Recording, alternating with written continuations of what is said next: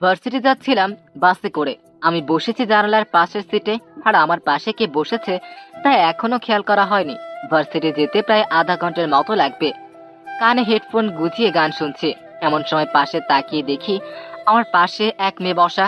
ওরে শালা, এটা মেয়ে না একটা পরী বলা চলে। এত সুন্দর কোনো পরী টুকু মেয়ে হয় আমার জানা ছিল না। আমি বারবার আর চোখে তার দিকে তাকাচ্ছিলাম।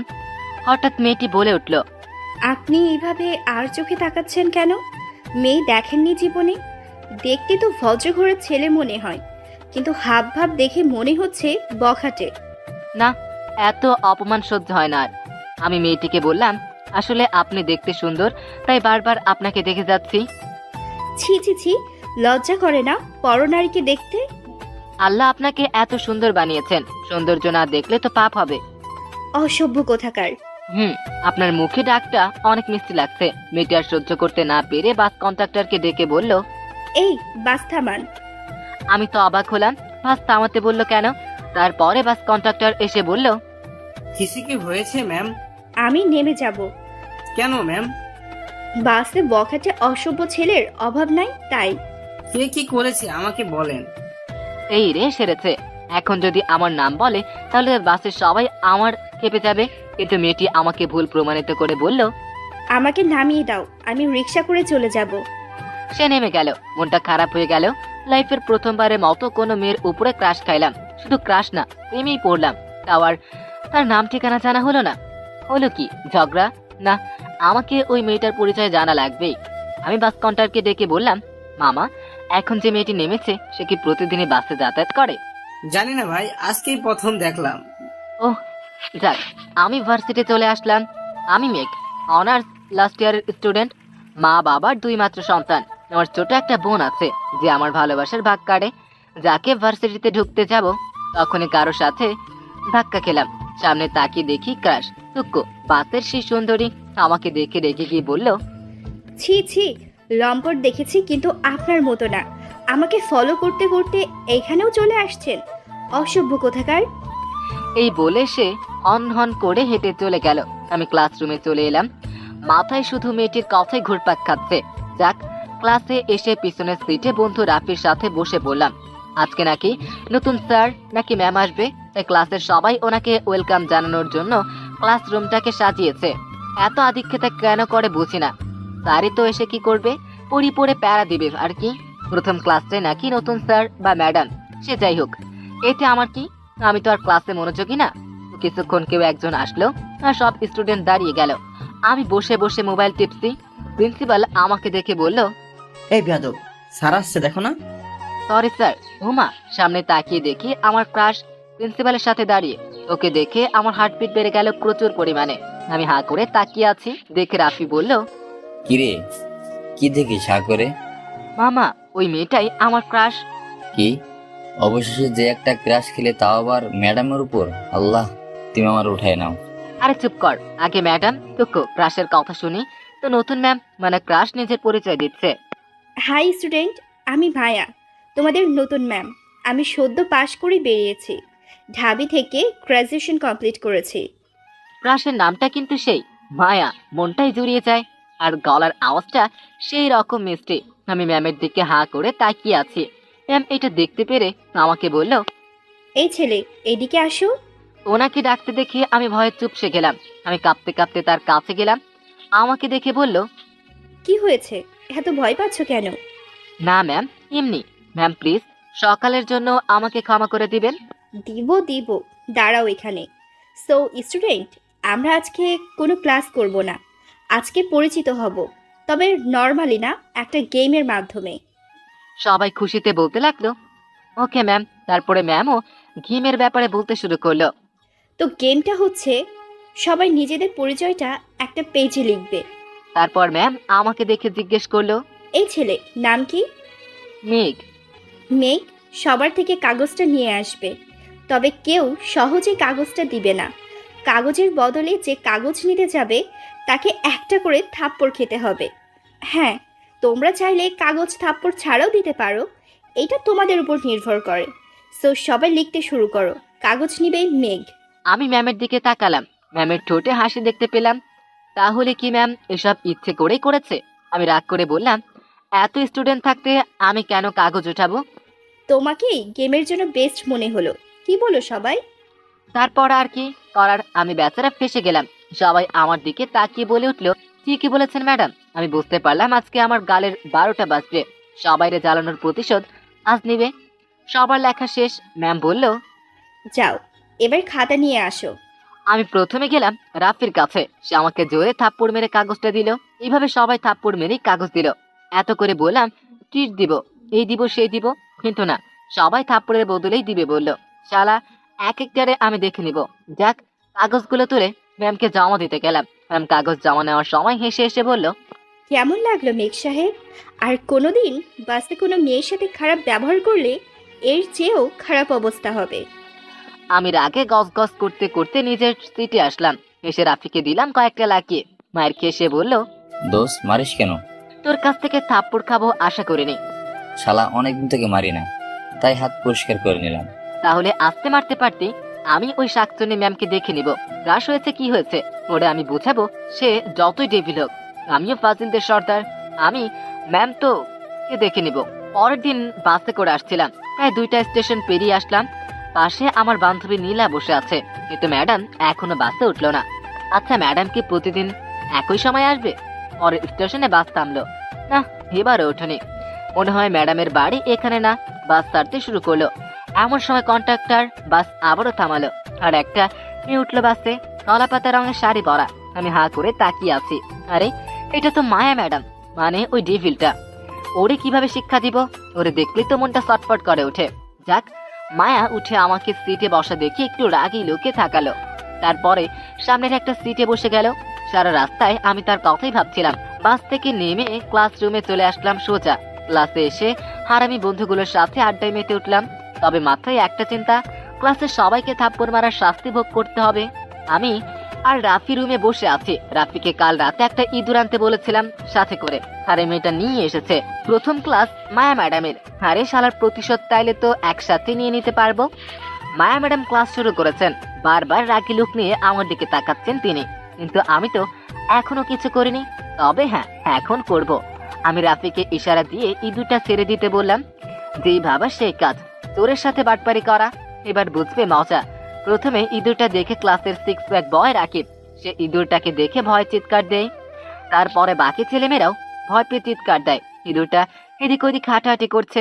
আস্তে আস্তে মায়া ম্যাডামের কাছে গেল। মনে করেছিলাম মায়া ম্যাডাম ভয় পাবে, কিন্তু আমাকে ভুল প্রমাণিত করে দ্বিতীয়বারের মতো অবাক করে দিয়ে ম্যাডাম ইঁদুরটাকে বাইরে বের করে দিয়ে বলল, এত বড় ছেলে মেয়ে হয়ে ইঁদুরকে ভয় পাও? লজ্জা করা উচিত তোমাদের। বাই দ্য ওয়ে, ইঁদুরটা এখানে এলো কি করে?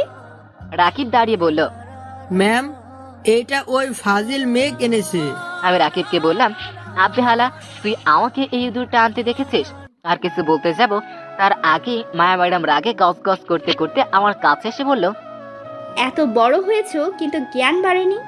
নিজেকে কি ফজিলদের সর্দার মনে করো? অনেক বড় মনে করো?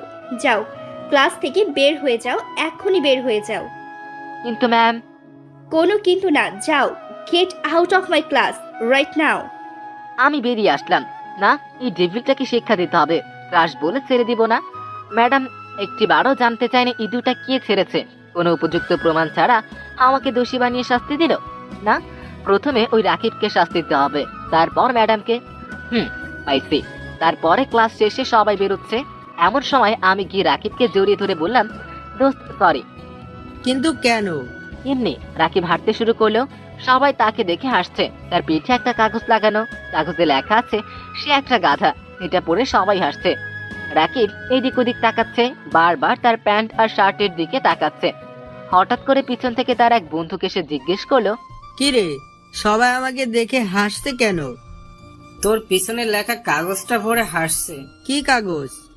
ওই বন্ধুটা কাগজটি নিয়ে রাকিবকে দেখালো। রাকিব কাগজটা পড়ে রেখে গিয়ে আমার কাছে আসলো। আমাকে এসে বলল, শালা, তোকে আমি ছাড়বো না। আজকে তোকে জানে মারবো।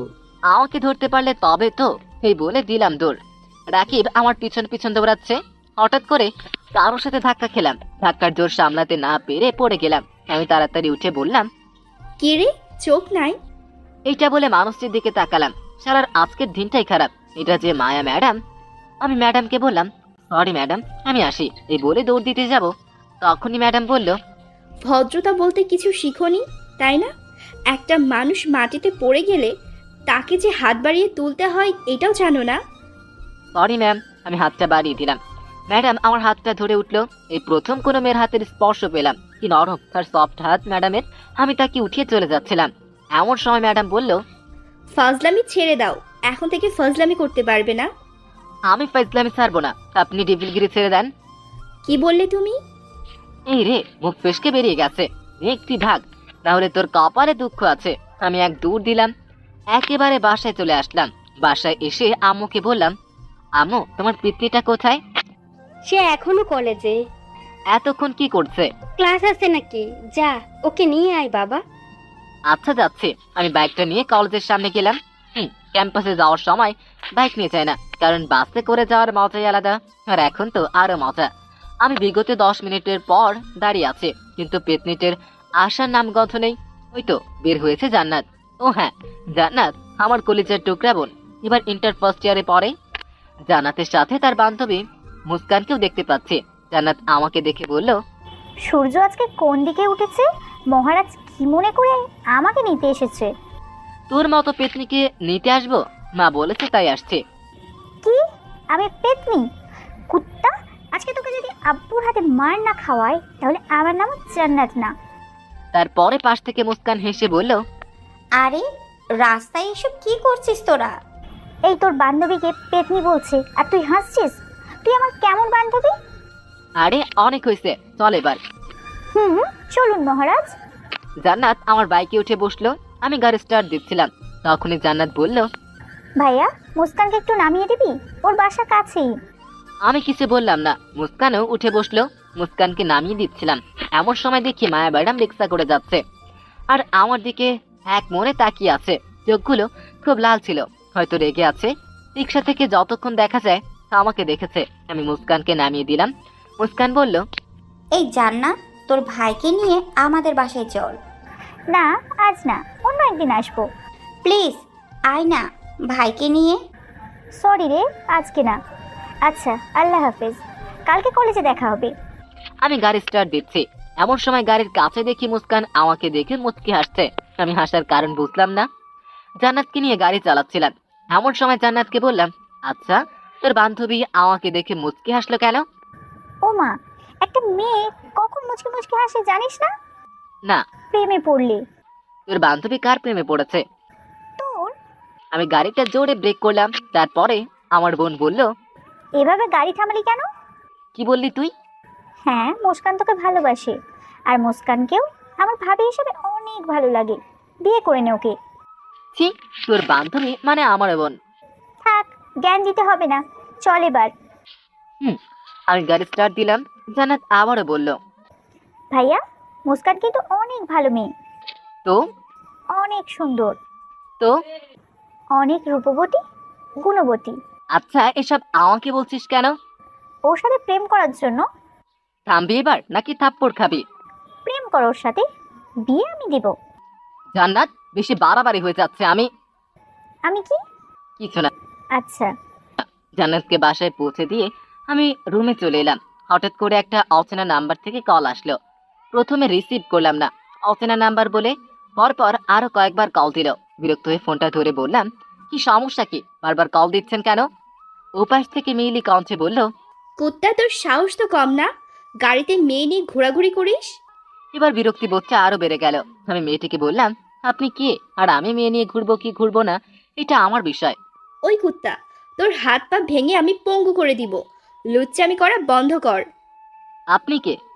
শালা, আমি তোর হবু বউ। আপনি আপনার লিমিট ক্রস করছেন। চুপ কর কুত্তা, লিমিট তুই ক্রস করেছিস। আজকের পর যদি আর কোনোদিন কোনো মেয়েকে তোর বাইকের পিছনে বসা দেখি তাহলে তোর খবর আছে। আরে মনে হয় পাবনা থেকে ছাড়া পেয়েছেন।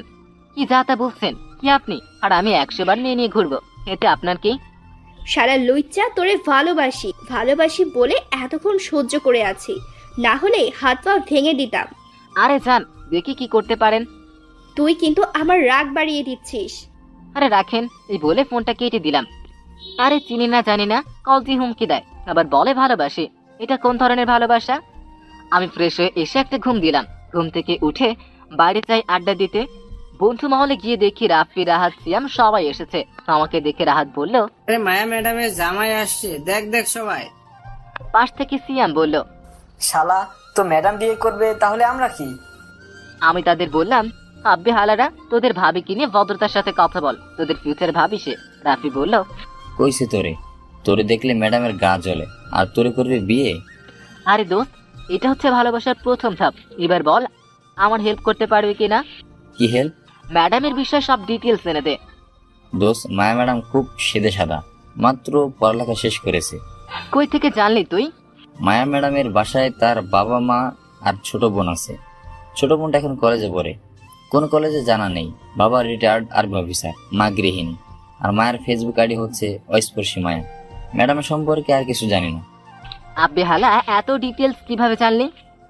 শালা জীবনের প্রথমবার ক্রাশ খাইলি, আমার বন্ধু হয়ে বন্ধুর ক্রাশের ডিটেলস রাখবো না, এটা কি হয়? দোস্ত, তোরা সেরা। থাক, পাম না দিয়ে এবার রেস্টুরেন্টে চল।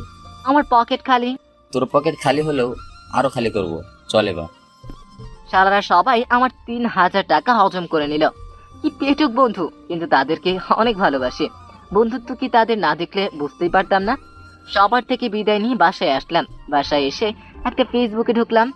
তখন দেখি একটা নতুন আইডি থেকে রিকোয়েস্ট আসলো। আইডিটার নাম মেঘা চৌধুরী। প্রোফাইলে একটা হাতের ছবি, আর ছবিতে লেখা আছে মেঘ। আমি অ্যাভয়েড করলাম। তখনই মোবাইলে সেই অচেনা নাম্বার থেকে কল আসলো। আমি কল রিসিভ করার সাথে সাথেই বলল, কিরে, আমার ফেসবুক রিকোয়েস্ট এখনো অ্যাকসেপ্ট করিসনি কেন? আপনার সমস্যাটা কি? কি আপনি? কি আপনার পরিচয়? কি চান আমার থেকে? তোকে চাই, তোকে ভালোবাসি। আমি আপনাকে চিনি না, ভালোবাসা তো দূরের কথা। চিনবি, আগে রিকোয়েস্ট অ্যাকসেপ্ট কর। না, করব না। তোরে আমি আমাকে কি কাঁচা চিবিয়ে খাবো। আচ্ছা, আপনি কি সেটা বলুন। সময় হলে চিনতে পারবে, আগে রিকোয়েস্ট অ্যাকসেপ্ট করো। সরি। আমি ফোনটা কেটে দিলাম। তারপর ফেসবুক থেকে লগ আউট করে বেরিয়ে গেলাম। পরের দিন ক্যাম্পাসে ঢুকছি, এমন সময় বন্ধু নীলা আমাকে ডাক দিল। আমি নীলার কাছে গেলাম। কি খবর দোস্ত? ভালো, তোর? আমি ভালো নাই। কেন রে? আরে, ওই মায়া ম্যাডামকে কিভাবে পটাবো সেটা বুঝতে পারতেছি না। হারামি, ম্যাডামের সাথে প্রেম করবি? প্রেম করার মানুষের কি অভাব হয়েছে? অভাব হয়নি, কিন্তু মায়ের অভাব হয়েছে। সত্যি, মায়ায় আমি হারাতে চাই। নীলা আর কিছু বললো না। ওর মুখটা কালো হয়ে গেল। আমি নীলাকে বললাম, কি রে, কি হয়েছে তোর? কিছু না। তাহলে ক্লাসে চল। আমি আর নীলা একসাথে ক্লাসে গেলাম। এই সেরেছে। ক্লাস শুরু হয়েছে, 10 মিনিট চলে গেল। আমি এখনো বাইরে। আমি আর নীলা দরজার সামনে এসে দেখি মায়া ম্যাডাম ক্লাস নিচ্ছেন। কি যে সুন্দর লাগছে। সুন্দর করে হিজাব পরে এসেছে, বোরখা পরা, কিন্তু মুখটা দেখা যাচ্ছে, তাই একটু রাগ হলো। এত পর্দা যখন করতে পেরেছে, তাহলে আর একটু করে মুখটা ঢেকে আসলে কেমন হতো? আমি আর নীলা একসাথে বললাম, ম্যাম আসবো? ম্যাডাম আমার আর নীলার দিকে রাগি লুক নিয়ে তাকিয়ে বলল, ভার্সিটিতে কি প্রেম করতে আসো? জি ম্যাম। বুঝতে পারলাম না আপনার কথা। এত লেট কেন? ম্যাম, না মানে? এইটা তোমার বাসা না যে যখন ইচ্ছা ক্লাসে আসবে আর যখন ইচ্ছা চলে যাবে। এইটা ক্লাস। ক্লাসের বাইরে দাঁড়িয়ে থাকো। আর তুমি, তোমার নাম কি? তারপর পাশ থেকে নীলা বলল, জি ম্যাম, আমার নাম নীলা। তুমি ভিতরে আসো। আর মেঘ, তুমি বাইরে দাঁড়িয়ে থাকো। মাথাটা খারাপ হয়ে গেল। নীলাও তো দেরি করেছে, তাহলে ওকে কেন ভিতরে যাইতে বললো? ম্যাডাম দেখি ক্লাসে মনোযোগ দিল। আমি ওনার দিকে হাঁ করে তাকিয়ে আছি, কিন্তু ওনার চোখগুলো লাল হয়ে আছে, হয়তো রেগে আছে। ইস, আবারও প্রেমে পড়ে গেলাম। কোনো মতে ক্লাসটা শেষ হলো। ক্লাস শেষে ম্যাম বেরিয়ে যাওয়ার সময় বলল, পরের বার থেকে আর দেরি যেন না হয়। আমি কিছু না বলে ক্লাসে ঢুকে গেলাম। ক্লাসে গিয়ে রাফির কাছে গেলাম। রাফিকে বললাম, দোস্ত, মায়া ম্যাডামের উপরে প্রতিশোধ নিতে হবে। কিসের প্রতিশোধ? আরে বাল, উনি আমাকে দাঁড় করায় রাখছেন, এইটার প্রতিশোধ। কি করবি বল? শোন তাইলে, আমি রাফিকে সব প্ল্যান বুঝিয়ে দিলাম। রাফি কল দিল মায়াকে। আমি কথা বলছি। কেমন আছো মায়া? জি ভালো। আপনাকে তো ঠিক চিনতে পারলাম না। আমি আপনার একজন প্রেমিক, প্রফেশনাল প্রেমিক। অসভ্যের মতো কথা বলছেন কেন? আর নিজের পরিচয় দেন না কেন? না হলে ফোন রাখছি। আচ্ছা, আজকে কলেজ ছুটির পর বাস স্টপে দাঁড়াবেন, আমি আসবো। হ্যালো হ্যালো, কে আপনি? আমি ফোনটা কেটে দিলাম। রাফিকে বললাম, দেখ আজকে ওকেও দাঁড় করায় রাখবো, ক্লাস শেষে আমি বের হচ্ছি। এমন সময় নীলা এসে বলল, মেঘ, বল। কিছু কথা আছে। পরে শুনবো, আগে মায়া ম্যাডামকে একটু শাস্তি দেই। চল রাফি। আসি দোস্ত। আমি চলে আসলাম। বাস স্ট্যান্ডে গিয়ে দেখি ম্যাডাম দাঁড়িয়ে আছে। আমি আর রাফি লুকিয়ে ম্যাডামকে কল দিলাম। কল ধরার সাথে সাথে ম্যাম বিরক্তি নিয়ে বলল, কই আপনি? এই তো আসতেছে, 5 মিনিট অপেক্ষা করেন। 5 মিনিট বলে আমি ম্যামকে আধা ঘন্টা দাঁড় করিয়ে রাখলাম। ম্যামের মুখ রোদে পুরাই খারাপ হয়ে গেল। না, এবার ম্যামকে আর দাঁড় করিয়ে রাখা ভালো হবে না। আমি আস্তে আস্তে ম্যামের পিছনে গিয়ে ম্যামকে বললাম, ম্যাম কারোর জন্য অপেক্ষা করছেন? এইটা তোমার না জানলেও চলবে। যার জন্য অপেক্ষা করেছেন সে আসছে। মানে? মানেটা খুব সহজ, আপনি আমাকে দাঁড় করায় রাখছেন, আমি আপনাকে। তাহলে এইসব তোমার প্ল্যান? তোমাকে তো আমি কিছু করতে পারবেন না, এই বলে দিলাম এক দৌড়। পিছন থেকে ম্যাম ব্রাকে গজ গজ করতে করতে লাগলো, আপনি যদি ডেভিল হন আমিও ফাজিলের কিং। বাসায় আসলাম। বাসায় ঢুকে দেখি জান্নাত তার বান্ধবী মুস্কানকে নিয়ে আড্ডা দিচ্ছে। মুস্কান আমাকে দেখে একটু লজ্জা পেল। শালার কি ঢং! জান্নাত আমাকে দেখে বলল, ভাইয়া আয় আমাদের সাথে আড্ডা দিই। তোদের সাথে আড্ডা দিতে যাব কেন? আরে আয়। আমি বসলাম। জান্নাত কথা বলেই যাচ্ছে। ওপাশ থেকে মুস্কান বলল, কেমন আছো মেঘ? জি ভালো। ওয়েট ওয়েট, কি বললে তুমি? কেমন আছেন জিজ্ঞেস করছি। না, তুমি আমার নাম ধরছো? ভাইয়া তুই ভুল শুনেছিস, যা ফ্রেশ হয়ে আয়, আমি খেতে দিচ্ছি। আমি ফ্রেশ হতে আসলাম। মুস্কান মেয়েটাকে সুবিধার মনে হচ্ছে না। জান্নাতের সাথে কথা বলে ক্লিয়ার করতে হবে। আমি ফ্রেশ হয়ে ওয়াশরুম থেকে বের হয়ে দেখি মুস্কান আমার রুমে। ওকে দেখে ঘাবড়ে গেলাম। আমি ওকে জিজ্ঞাসা করলাম, কি চাই? কিছু না, একটু রুমটা দেখছিলাম। দরকার নেই, যাও নিচে যাও। মুস্কান চলে গেল। আমি নিচে গিয়ে খাবার খেয়ে রুমে এসে ঘুম দিলাম। ঘুম থেকে উঠে দেখি জান্নাত আমার পাশে বসে আছে। আমি ওকে দেখে বললাম, কি হয়েছে? মুস্কানের চিঠিটার জবাব কি? কোন চিঠি? ন্যাকামো করবি না। কোন চিঠির কথা বলছিস? আরে মুস্কান যেটা বালিশের নিচে রেখেছিল, আমি বালিশের নিচে হাত দিয়ে দেখি একটা কাগজ। কাগজটা খুললাম, তারপরে আমি পড়তে শুরু করলাম। কাগজে লেখা আছে, প্রিয় মেঘ, প্রথম দেখায় তোমার প্রেমে পড়েছি, তোমাকে অনেক ভালোবাসি, প্লিজ আমার ভালোবাসা গ্রহণ করো। চিঠিটা পড়ে আমার মাথা খারাপ হয়ে গেল। তারপরে জান্নাত জিজ্ঞেস করলো, কি লেখা আছে ভাইয়া, আর তোর উত্তর কি? তারপরে আমি ঠাস করে একটা চর মেরে দিলাম জান্নাতকে। তোকে মানা করেছিলাম ওই মেয়েটাকে প্রশ্রয় না দেওয়ার জন্য, কিন্তু তুই আর আমি ওকে ভালোবাসি না, আমি অন্য কাউকে ভালোবাসি। জান্নাত কিছু না বলে চলে গেল। এই প্রথম আমি আমার বোনটাকে মারলাম। ওকে কোনোদিনও আঘাত দেয়নি, কিন্তু আজকে আমি ওর গায়ে হাত তুললাম। ছি! আমি জান্নাতের রুমে গেলাম। সে লাইট অফ করে শুয়ে আছে। আমি শিওর সে কাঁদছে। আমি লাইট অন করে তার পাশে গিয়ে বসে বললাম, সরি বোন, আমি বলে থাপ্পড় মেরে দিয়েছি। সরি, মাফ করে দে আমাকে। কাঁদিস না বোন, প্লিজ, তোর কান্না সহ্য করতে পারি না আমি। জান্নাত কাঁদতে কাঁদতে বলল, আমি অনেক খারাপ তাই না ভাইয়া? না বোন, তুই সবার থেকে বেস্ট। সরি। না ভাইয়া, আই এম সরি, আমি একটু বেশিই করে ফেলেছি। না বোন, কিন্তু আমি অন্য কাউকে ভালোবাসি। যে কে সে ভাইয়া? কালকে দেখাবো, যাবি আমার সঙ্গে? অবশ্যই যাবো, ভাবিকে দেখা লাগবে। এবার কান্না থামা। আমাকে মারলি কেন? সরি রে, খুব লেগেছে তাই না? বল, কি করলে আমাকে মাফ করবি? আমার জন্য ফুচকা, আইসক্রিম আর চকলেট নিয়ে আয়, তারপর মাফ করব। আচ্ছা, আনতেছি। তুই আমার বেস্ট ভাইয়া। থাক, পাম দেওয়া লাগবে না। আমি বোনের জন্য তার অর্ডার মতো সব নিয়ে আসলাম। সে খেয়েই চলেছে। বুঝি না মেয়েরা এত চকলেট আর ফুচকা পাগলি হয় কেন। উত্তর জানা থাকলে একটু আমাকে বলিয়েন। পরদিনকে বোনকে নিয়ে বাসা থেকে বের হচ্ছে, এমন সময় মোবাইল এসে অচেনা মেয়েটার কল আসলো। আমি কলটা ধরলাম না। সাথে সাথে মেসেজ আসলো, কুত্তা কল ধর। এটা মেয়ে না কি বুঝি না। কথায় কথায় শুধু রেগে যায়। চিনি না জানি না, শুধু শুধু আমাকে ডিস্টার্ব করেই যাচ্ছে। আবার কল আসলো। আমি কলটা ধরে বিরক্তি স্বরে বললাম, আপনার কি সমস্যা? আমাকে বারবার কল দেন কেন? আপনার পরিচয় দেন, না হলে আমি কল কেটে দিচ্ছি। তুই কল কেটে দেখ, শুধু মাথা ফাটিয়ে দিব। আপনি কে বলুন প্লিজ? আমি তোমাকে ভালোবাসি নি, সময় হলেই জানতে পারবে আমি কে। না, এখন বলুন। তোরে না বলছি না। আচ্ছা ভাই, আমি ফোনটা কেটে দিলাম। আজকে যেহেতু বোনকে নিয়ে যাব, তাই বাইকটা দিলাম। বাইকের পিছনে বোন বসে আছে। আমি আর বোন ক্যাম্পাসের দিকে যাচ্ছি। গেটের কাছে আসতে দেখি মায়া ম্যাডাম দাঁড়িয়ে আছে। আমার দিকে একবার তাকিয়ে চোখ নামিয়ে নিল। আমার কেমন জানি মনে হলো ম্যাডাম রেগে আছে, প্লাস কান্নাও করেছে। ওনার চোখগুলোর মাঝে আমি স্পষ্ট দেখতে পেয়েছি। ওনাকে এভাবে দেখে আমার বুকে কেমন করে উঠলো। কিন্তু ওনার এমন অবস্থা কেন? আমি বোনকে গাড়ি থেকে নামিয়ে গাড়ি পার্ক করে আসলাম। গাড়ি পার্ক করে বোনকে নিয়ে ক্যান্টিনে বসলাম। এমন সময় নীলা এসে বলল, মেঘ, কি খবর তোর? এই তো ভালো। আমি যদি ভুল না হই তাহলে এইটা তোর বোন জান্নাত। তাহলে এতদিনে তোর মহারানী বোনকে দেখার সুযোগ পেলাম। জানো জান্নাত, আমার সাথে থাকলে সারাদিন শুধু বলে, জানিস নীলা, আমার বোন এমন, আমার বোন এইটা করেছে, আমার বোন আমার অনেক কেয়ার করে। পাশ থেকে জান্নাত লাফ দিয়ে উঠে বলল, সত্যি বলছো আপু? আমাকে বাসায় সারাদিন পচাই। কি মেঘ, এটা কিন্তু ভালো না।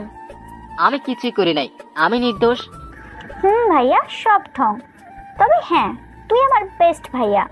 এইটা বলে জান্নাত আমার গাল টেনে দিল। পাশে তাকিয়ে দেখি মায়া ম্যাডাম আমার দিকে তাকিয়ে আছে। আমি ফিরতেই সে মুখ ঘুরিয়ে নিয়ে চলে গেল। আমি জান্নাতকে নীলার সাথে থাকতে বলে ক্লাসে আসলাম। প্রথম ক্লাস করতে হবে অবশ্যই, কারণ হাজার হলেও ভালোবাসার মানুষের ক্লাস। তো ক্লাসের সামনে এসে ম্যাডামকে বলি, ম্যাম আসতে পারি? আরে মেঘ সাহেব যে, আসেন আসেন। বুঝলাম না ম্যাডাম এত ভালো মুডে কেন। না, লক্ষণ ভালো ঠিকছে না। ম্যাডাম হুট করেই বলল, স্টুডেন্ট, আজকে একটা টেস্ট নিব তোমাদের। আমি টেস্টের কথা শুনে ঢোক গেলতে লাগলাম। আমি শিওর ম্যাডাম কালকের ঘটনাটির প্রতিশোধ নেবে। ম্যাম টেস্ট নেওয়া শুরু করলো। প্রথম ম্যাডামের খপ্পরে পড়লো রাফি। সে কিভাবে জানি পাশ করে গেল। আরো কয়েকজন পরে আসলো আমার পালা। ম্যাম আমাকে এমন একটা প্রশ্ন করলো যার উত্তর আমি কোনো ম্যাডাম হয়তো সঙ্গ জানেন না। আমি পারবো না দেখে ম্যাডাম বলে উঠলো, সারাদিন তো বাইকে করে মেয়ে নিয়ে ঘোরাঘুরি করো, আজকে একটা কালকে আরেকটাকে নিয়ে, কিন্তু পড়ালেখায় একদম জিরো। এত বড় হয়েছো, এখনো কি নিজের ক্যারিয়ার ফোকাস করবা না? যত সব। ম্যাডামের এমন কথায় রাগ উঠে গেল। নিজেকে কন্ট্রোল করতে না পেরে রুম থেকে বের হয়ে গেলাম। রাফি কয়েকবার ডেকেও থামাতে পারেনি। কিছু না জেনে ম্যাডাম এটা বলবে, আমি তা আশা করিনি। বাইকের পিছনে মেয়েটা যে আমার বোন। না, ওনাকে এবার দেখাতে হবে ফজল কিং মেঘ কি করতে পারে। আমাকে এভাবে বেরিয়ে যেতে দেখে পুরো ক্লাস স্তব্ধ। সবাই জানে আমি কেমন। ফাজলামো সারাদিন করলেও মেয়েদের সাথে কোনোদিন সম্পর্কে আমি জড়াইনি। ক্লাস শেষে মায়া ম্যাডাম যখন বের হবে তখন রাফি ম্যামকে ডেকে বলল, ম্যাম, বলো, নিজের বন্ধুর হয়ে সাফাই দিতে আসবে না? জি ম্যাম, সাফাই অবশ্যই দেব। আপনি যে আমার বন্ধুকে বললেন বাইকে করে সে মেয়ে ঘোরায়, একটা ছেড়ে আরেকটা ধরে, জানেন বাইকে বসে মেয়েটাকে? জি না, ওর বোন জান্নাত। মেঘের বাইকের পিছনের সিট শুধু ওর বোনের জন্য রিজার্ভ। এমনকি আমাকে বসতে দেয় না। কেউ ওর বাইকের পিছনে সিটে বসতে চাইলে বলে সে বাইক নিয়ে ভার্সিটিতে আসে না। আর আপনি সেই ভাই বোনের সম্পর্কে নিয়ে কি বললেন? আর হ্যাঁ, পুরো ক্যাম্পাসে জিজ্ঞেস করে দেখবেন আজ পর্যন্ত আমার বন্ধু বেগ কোনো মেয়ের দিকে তাকিয়েছে কিংবা প্রপোজাল দিছে কিনা। আসি ম্যাডাম। আমি রাগ করে বোনের কাছে আসলাম। আমাকে রাগ করতে দেখে বোন বলল, কি হয়েছে রে ভাইয়া? কিছু না। ভাইয়া দেখাবি না? পাশ থেকে নীলা বলল, কি দেখানোর কথা বলছো জান্নাত? কিছু না দোস্ত। নীলা আসি এখন, বোনকে দিয়ে আসবো। কিন্তু ভাইয়া এত তাড়াতাড়ি কেন? আর একটু পর। না, এখনই যাবে, চল। আমি জান্নাতকে নিয়ে বাইক স্টার্ট দিচ্ছে। এমন সময় দেখি মায়া ম্যাডাম জানালা দিয়ে আমার দিকে তাকিয়ে আছে। চোখটা কেমন ভিজে গেছে। না, আমাকে দুর্বল হলে চলবে না, ওনাকে শাস্তি দিতেই হবে। আমি জান্নাতকে নিয়ে বাসায় চলে আসলাম। জান্নাত আমার উপরে রাগ করে বলল, ভাইয়া কি হয়েছে তো? ভাবিকে না দেখিয়ে নিয়ে আসলি যে? অন্য একদিন দেখাবো, যা ফ্রেশ হয়ে খেতে যা। আমি রুমে গিয়ে ফ্রেশ হয়ে মোবাইলটা হাতে নেওয়ার সাথে সাথেই অচেনা মেয়েটির কল আসলো। আবার আমি ফোনটা ধরলাম না, খুব বিরক্ত লাগছে। তারপরেও বারবার কল দিয়ে যাচ্ছে। বাধ্য হয়ে ফোনটা ধরে বললাম, আপনার সমস্যাটা কি? এত কল দিয়ে ডিস্টার্ব করেন কেন? যত সব। সরি। সরি কেন? এমনিতেই। এসব ফালতু কথা বলার জন্যই কল দিয়েছেন? বাই। ফোনটা কেটে আমি নিচে গেলাম। খেতে ইচ্ছে করছে না। মায়ের উপরে অনেক রাগ হচ্ছে। না জেনে সে এভাবে বলবে, না আমিও তারা ছাড়বো না। পাইছি। মাথায় বুদ্ধিটা আসার পর মুখে একটা ডেভিল মার্কা হাসি আসলো। এবার বুঝলে মজা। পরের দিন কলেজে তাড়াতাড়ি এসে আমার কাজটা সেরে ফেললাম। আজকে ক্লাস শুরুর আগে সবাই আমাকে দেখে অবাক। রাফি তো সবার থেকে বেশি অবাক। সে বুঝে গেছে আমার ফাজিল মাথায় কোনো ফাজিল বুদ্ধি এসেছে। যা আমি কার্যকর করতে এসেছি। যাক, মায়া ম্যাম আসলো। এসে চেয়ারে না বসে আমার কাছে এসে বলল, মেঘ, একটু বাইরে আসবে প্লিজ। আমি ম্যামের সাথে বাইরে গেলাম। বাইরে যাওয়ার পরে ম্যাম আমাকে বলল, সরি মেঘ, আমি আসলে না জেনে কালকে অনেক কথা বলে দিছি। সরি, আমি জানতাম না ওইটা তোমার বোন। সরি। ম্যামের কথা শুনে মনটা গলে গেল। আমি ম্যামকে বললাম, ইটস ওকে ম্যাম। তারপর আমরা ভিতরে চলে আসলাম। রাফিয়া আমাকে দেখে বলল, কিরে, কি হয়েছে? কালকের জন্য সরি বলেছে। বাহ, প্রেম এখন সরি পর্যন্ত এগিয়ে গেল। আব্বু চুপ কর। ম্যাম এসে বলল, স্টুডেন্ট, আজকে আমরা এই জিনিসটা শিখব। এটা বলতে বলতে ম্যাম চেয়ারে বসে পড়লো। আর বসার আগে আমি চিৎকার দিতে যাব, তার আগেই ম্যাম চেয়ার ভেঙে ধপাস করে নিচে পড়ে গেল। উপস্থিত সবাই ম্যামকে দেখে হাসছে। ম্যাম একটু লজ্জা পেল আর আমার দিকে রাগি লুকে তাকালো। ম্যাডাম জানে এটা আমারই কাজ। উনি কিছু না বলে ক্লাস থেকে চলে গেলেন। শিক্ষার্থীরা হেসে যাচ্ছে। মনটা আবারও খারাপ হয়ে গেল। আমি তাড়াতাড়ি রুম থেকে বের হয়ে ম্যামের পিছনে পিছনে কিছু দূর গিয়ে বললাম, ম্যাম। হ্যাঁ, থামছে না। আমি আবারও ডাক দিলাম, ম্যাম, আই এম সরি। এবার ম্যাম পিছনে ফিরল। ওনার চোখে জল। এই প্রথম কেমন জানি নিজেকে দোষী মনে হচ্ছে। আমি ম্যামকে বললাম, ম্যাম, আসলে। থাক, আমার উপর যখন এতই রাগ, তাহলে অন্যভাবে সে রাগটা মেটাতে এইভাবে সবার সামনে আমাকে হেনস্থা করার কি দরকার ছিল? সরি মেঘ সাহেব। ম্যাম চলে গেল। আমি ক্যান্টিনে চলে আসলাম। কলেজ ছুটির পর ম্যামের জন্য দাঁড়িয়ে আছি। ওই তো মাকে দেখা যাচ্ছে, চোখগুলো ফোলা, হয়তো কান্না করেছে অনেকক্ষণ। আমি ম্যামের সামনে গিয়ে কিটক্যাটের বক্সটা এগিয়ে দিয়ে বললাম, সরি ম্যাম, আসলে আমি না জেনে। ম্যাম কিছু না বলে পাশ কেটে চলে গেল। উনি বাসের জন্য অপেক্ষা করেছে। আমি ওনার পাশে দাঁড়িয়ে ওনাকে বললাম, ম্যাম, সরি, প্লিজ মাফ করে দেন। এমন সময় ম্যাডাম যা করলো তা দেখে আমার জান যায় যায় অবস্থা। ম্যাডাম হাত থেকে কিটক্যাটের বাক্সটা নিয়ে জোরে চিৎকার দিয়ে বলল, কেউ এই ছেলেটাকে ধরেন, ছেলেটা আমার চেন চুরি করেছে। কথাটা শুনে আমি তো থমকে গেলাম। আশেপাশের লোকজন এবার ম্যামের দিকে তাকালো, শুরু করলো। আমি আল্লাহর নাম নিয়ে দিলাম এক দৌড়। এ পায় আমাকে। পিছনে তাকিয়ে দেখি ম্যাডাম হাসছে আর কিটক্যাট খাচ্ছে। শালার এভাবে বদলা নিল, তার উপর আমার চকলেটও খেলো। আমি কোনো মতে যান বাঁচিয়ে বাসায় চলে আসলাম।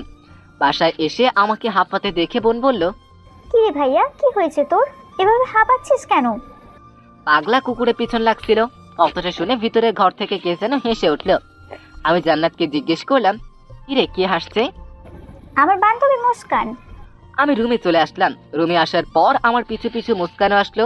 এসে দরজার কাছ থেকে দাঁড়িয়ে আমাকে বলল, ভিতরে আসতে পারি? না চাইতেও তাকে আসতে বললাম। এসে আমাকে বলল, আপনাকে ওই দিন একটা চিঠি দিয়েছিলাম, তার উত্তরটা জানতে এসেছি। চিঠি? এত ঢং করেন কেন? মুখ সামলে কথা বলো।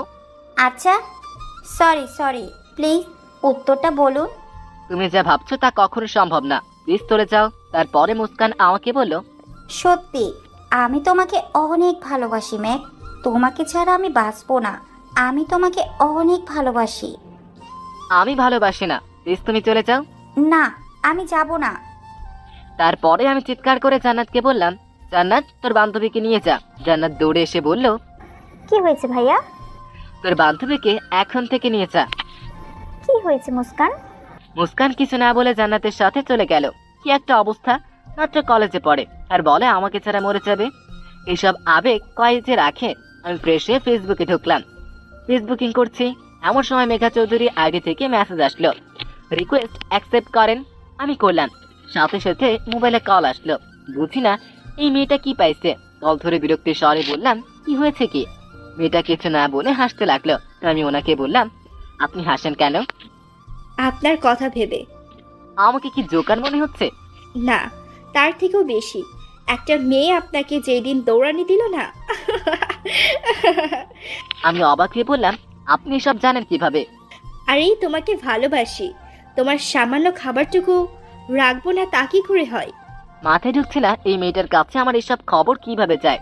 না, আমাকে সাবধান হতে হবে। ফোনের অপর পাশ থেকে মেয়েটি বলল, চান্দু, তুমি যা ভাবছো তা কখনোই হবে না। ভাবছি মানে? কি ভাবছি আমি? যতই সাবধানে থাকো না কেন, তোমার খবর আমার কাছেই থাকবে। এই রে, এই মেয়েটা কিভাবে আমার কথা বুঝতে পারছে? না, এর সাথে বেশিক্ষণ কথা বলে পাগল হয়ে যাব। আমি আর কিছু না বলে ফোনটা কেটে দিলাম। ফোন কেটে ফেসবুকে ঢুকলাম। ক্রাশের আইডিতে অনেকক্ষণ ঘোরাঘুরি করার পর রিকোয়েস্ট পাঠাবো কি পাঠাবো না ভাবতে ভাবতে পাঠিয়ে দিলাম। ওমা, সাথে সাথে দেখি অ্যাকসেপ্ট করলো। আমি মেসেজ দিলাম, আসসালামু আলাইকুম। ওয়ালাইকুম আসসালাম। আপনি কে? কেন, আমাকে চিনেন না? না তো। তাই এত দৌড়ানোর পরেও বলেন চিনেন না? আচ্ছা আচ্ছা, মেঘ তুমি? হ্যাঁ বলো। আরে শালা, এটা তো দেখি আমার না চেনার ভাব করতেছে। এত দৌড়ানোর পরেও আমাকে নাকি চিনে না। আমি বললাম, জি ম্যাম, কেমন আছেন? এই তো অনেক ভালো আছি। বাই দ্য ওয়ে, কেমন লাগলো এক্সারসাইজটা করে? আমারে দৌড়ও খাওয়ালেন, সাথে আমার চকলেটও খেলেন। ও হ্যাঁ, চকলেটের জন্য ধন্যবাদ। Sorry ma'am. সরি কেন? সকালে বিষয়টার জন্য। আরে সরি বলার প্রয়োজন নেই। আর তুমি যদি ফাজিল কিং হও তাহলে আমিও ডেভিল কুইন। আচ্ছা, আমি দেখবো আপনি কতটুকু ডেভিল। আর লেখাপড়ায় একটু মন দাও। মন তো দিয়ে দিলাম। কোথায়? পড়ালেখায়। ভালো। আচ্ছা বাই, পরে কথা হবে। ম্যাম অফলাইন হয়ে গেল, আমিও অফলাইন হয়ে গেলাম। নিজের ডায়েরিটা নিয়ে প্রতিদিনের মতো লেখা শুরু করে দিলাম। ডায়েরি লেখা শেষ করে ডিনার করে ছাদে চলে এলাম। আকাশে খুব সুন্দর তারার মেলা, হালকা বাতাস বইছে। কেন জানি মায়ের সাথে কথা বলতে খুব ইচ্ছে করছে। ভাববো কি তাকে নিয়ে কিছুক্ষণ। ভাবার কি দরকার, সে তো আমারই ভাবনা, আমার কল্পনা সবটাই জুড়ে দখল করে আছে। তারা দেখায় ব্যস্ত হয়ে গেলাম। ফোনটা বেঁচে উঠলো, স্ক্রিনে তাকিয়ে দেখি অচেনা মেয়েটি। ফোনটা ধরে বললাম, জি বলুন। ওই সময় ফোনটা কেটে দিলেন কেন? এমনিতেই। আচ্ছা, আপনি এমন কেন? কেমনে? জানেন, আকাশে কিন্তু খুব সুন্দর করে তারারা খেলা করছে। আপনার কি ইচ্ছা হয় তারা দেখার? না। কেন? খোলা আকাশ আমার ভালো লাগে না। তাই তো ছাদে বসে আকাশ পানে তাকিয়ে আছেন। বুঝলাম না। ছাদে বসে বসে কি করেন তাহলে? কই, আমি তো নিচের রুমে। আপনাকে স্পষ্ট দেখা যাচ্ছে। আপনাকে বলেছিলাম আপনার প্রতিটা মুহূর্তের খবর আমি রাখি।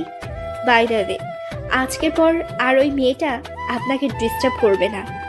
কোন মেয়েটা? ওই মুস্কান মেয়েটি। মানে? ও মা, আপনাকে না প্রপোজ করেছে সে। আপনি জানেন কিভাবে? সত্যি করে বলুন তো, কি আপনি? আপনাকে ভালোবাসি। আপনাকে চিনি না জানি না, ভালোবাসার কথা আসলো কোথা থেকে? আমাকে চিনতে হবে না, শুধু ভালোবাসলেই হবে। সরি, রাখি, আল্লাহ হাফেজ। ফোনটা রেখে আমি রুমে ফিরে আসলাম। না, আমাকে খুঁজে বের করতে হবে কে এই মেয়ে, কেনই বা আমার পিছু লেগেছে, জানা দরকার। পরের দিন ক্যাম্পাসে বসে আছি রাফির সাথে। রাফিকে বললাম, দোস্ত, একটা মেয়ে কল দিয়ে বলে ভালোবাসে। কি বলিস? শালা, তোর তো কপাল খুলে গেছে। আরে পুরো কথাটা তো শুনবি আগে। বল। মেয়েটা আমার উপরে নজর রাখছে। আমার মনে হয় মেয়েটা আমার পরিচিত। একটা কাজ কর। কি? মেয়েটাকে খুঁজে বের কর। এই নে নাম্বার। ওকে মামা, আমি দেখছি। এবার ক্লাসে চল। দুজনে ক্লাসে ঢুকলাম। কিছুক্ষণ পর ক্রাশ আসলো ক্লাস নিতে। ক্লাস নেওয়া শুরু করলো। আমি হাঁ করে ক্রাশকে দেখাই ব্যস্ত। হঠাৎ ক্রাশ, মানে ম্যাম, আমাকে ডাক দিল। মেঘ। জি। এই সলিউশনটা করো। আমি বোর্ডে গিয়ে সবার আগেই সলিউশনটা করলাম। ম্যাম আমাকে বলল, বাহ, এত তাড়াতাড়ি কিভাবে করলে এটা? এটা খুব সহজ সলিউশন। তোমার মাথায় তো অনেক ট্যালেন্ট, তাহলে সারাদিন ফজলামি করো কেন? একটু পড়ালেখায় মন দাও। চেষ্টা করব, হাজার হলেও আপনি বলেছেন। মানে? না মানে জি ম্যাডাম, আমি চেষ্টা করব। ভালো, যাও এবার সিটে যাও। আমি সিটে চলে গেলাম। ক্লাস শেষে ম্যাডাম চলে গেল। আবারও বোরিং লাগা শুরু হয়ে গেল। একটু ক্যান্টিনে যাওয়া দরকার। ক্যান্টিনে ঢুকে বসতে যাব, এমন সময় দেখি মায়া কোনো একটা ছেলের সাথে বসে কফি খাচ্ছে আর হেসে হেসে কথা বলছে। এটা দেখে মাথা পুরোই খারাপ হয়ে গেল। তবু নিজেকে সংযত করে রাগ নিয়ে চলে আসলাম। তার মানে কি ম্যাডামের বয়ফ্রেন্ড আছে? যদি থাকে তাহলে না না, কিন্তু আমি সব ভাবছি কেন? ম্যামের উপর তো আমি শুধু ক্রাশ খাইছি, কিন্তু সত্যি কি ক্রাশ নাকি অন্য কিছু? না, আমি পারছি না। আমি বাকি ক্লাস না করে চলে এলাম বাসায়। বাসায় এসে কিছুই না খেয়ে ঘুমিয়ে পড়লাম। সন্ধ্যার দিকে ঘুম ভাঙলো। ঘুম ভাঙতে দেখি মোবাইলে অনেকগুলো কল, সব কয়টি অচেনা মেয়েটির। প্রথমে বিরক্ত লাগলেও কেন জানি আজকে একটু কথা বলতে মন চাইলো। আমি কল ব্যাক করলাম, সাথে সাথেই ফোনটা ধরলো। হয়তো আমার ফোনের অপেক্ষায় ছিল। ফোন ধরে কান্না করতে করতে বলল, আপনি কোথায় ছিলেন? জানেন কত টেনশন হচ্ছিল? আমি সত্যি আপনাকে অনেক ভালোবাসি। কান্না থামান, আমি ঘুমিয়েছিলাম। সরি, আমি সত্যি সরি। সরি কেন? এমনিতেই আপনি আমাকে কষ্ট দিতে ভালোবাসেন, তাই না? আমি আপনাকে কষ্ট দিতে যাব কেন? আপনাকে তো আমি চিনি না। কেন আমাকে না দেখলে কি ভালোবাসা যায় না? না। এইটা কোথাও আছে যে না দেখলে ভালোবাসা যায় না? আছে। কোথায়? যেখানে থাকুক না কেন, আগে আপনি আপনার পরিচয় দিন প্লিজ। বললাম তো, আমার নাম মেঘা। সেটা আমিও জানি, এরপর বলেন। এরপর আর কিছুই বলতে পারবো না। কেন? এমনিতেই। আচ্ছা, পরে কথা বলবো, রাখি। আমি ফোনটা কেটে দিলাম। আমার মন ভালো নেই, কিন্তু কেন? সকালে বিষয়টার পর কেন আমার এমন হচ্ছে? আমি তো শুধু ক্রাশই খাইছি তাহলে। আচ্ছা, ম্যামের সাথে যে ছেলেটি ছিল সেটা কি তার বিয়ে নাকি? ভালো লাগছে না। বাইরে গেলাম ঘুরতে, কিছুক্ষণ একা একা ঘোরাঘুরি করে বাসায় চলে আসলাম। বাসায় এসে দেখি আব্বু বসে আছে। আমাকে দেখে বলল, কিরে মেয়ে, কোথায় ছিলি? আব্বু, একটু বাইরে গিয়েছিলাম। কেন আব্বু? পরশু তোর চাচাতো ভাই অনেকের বিয়ে। কি বলো?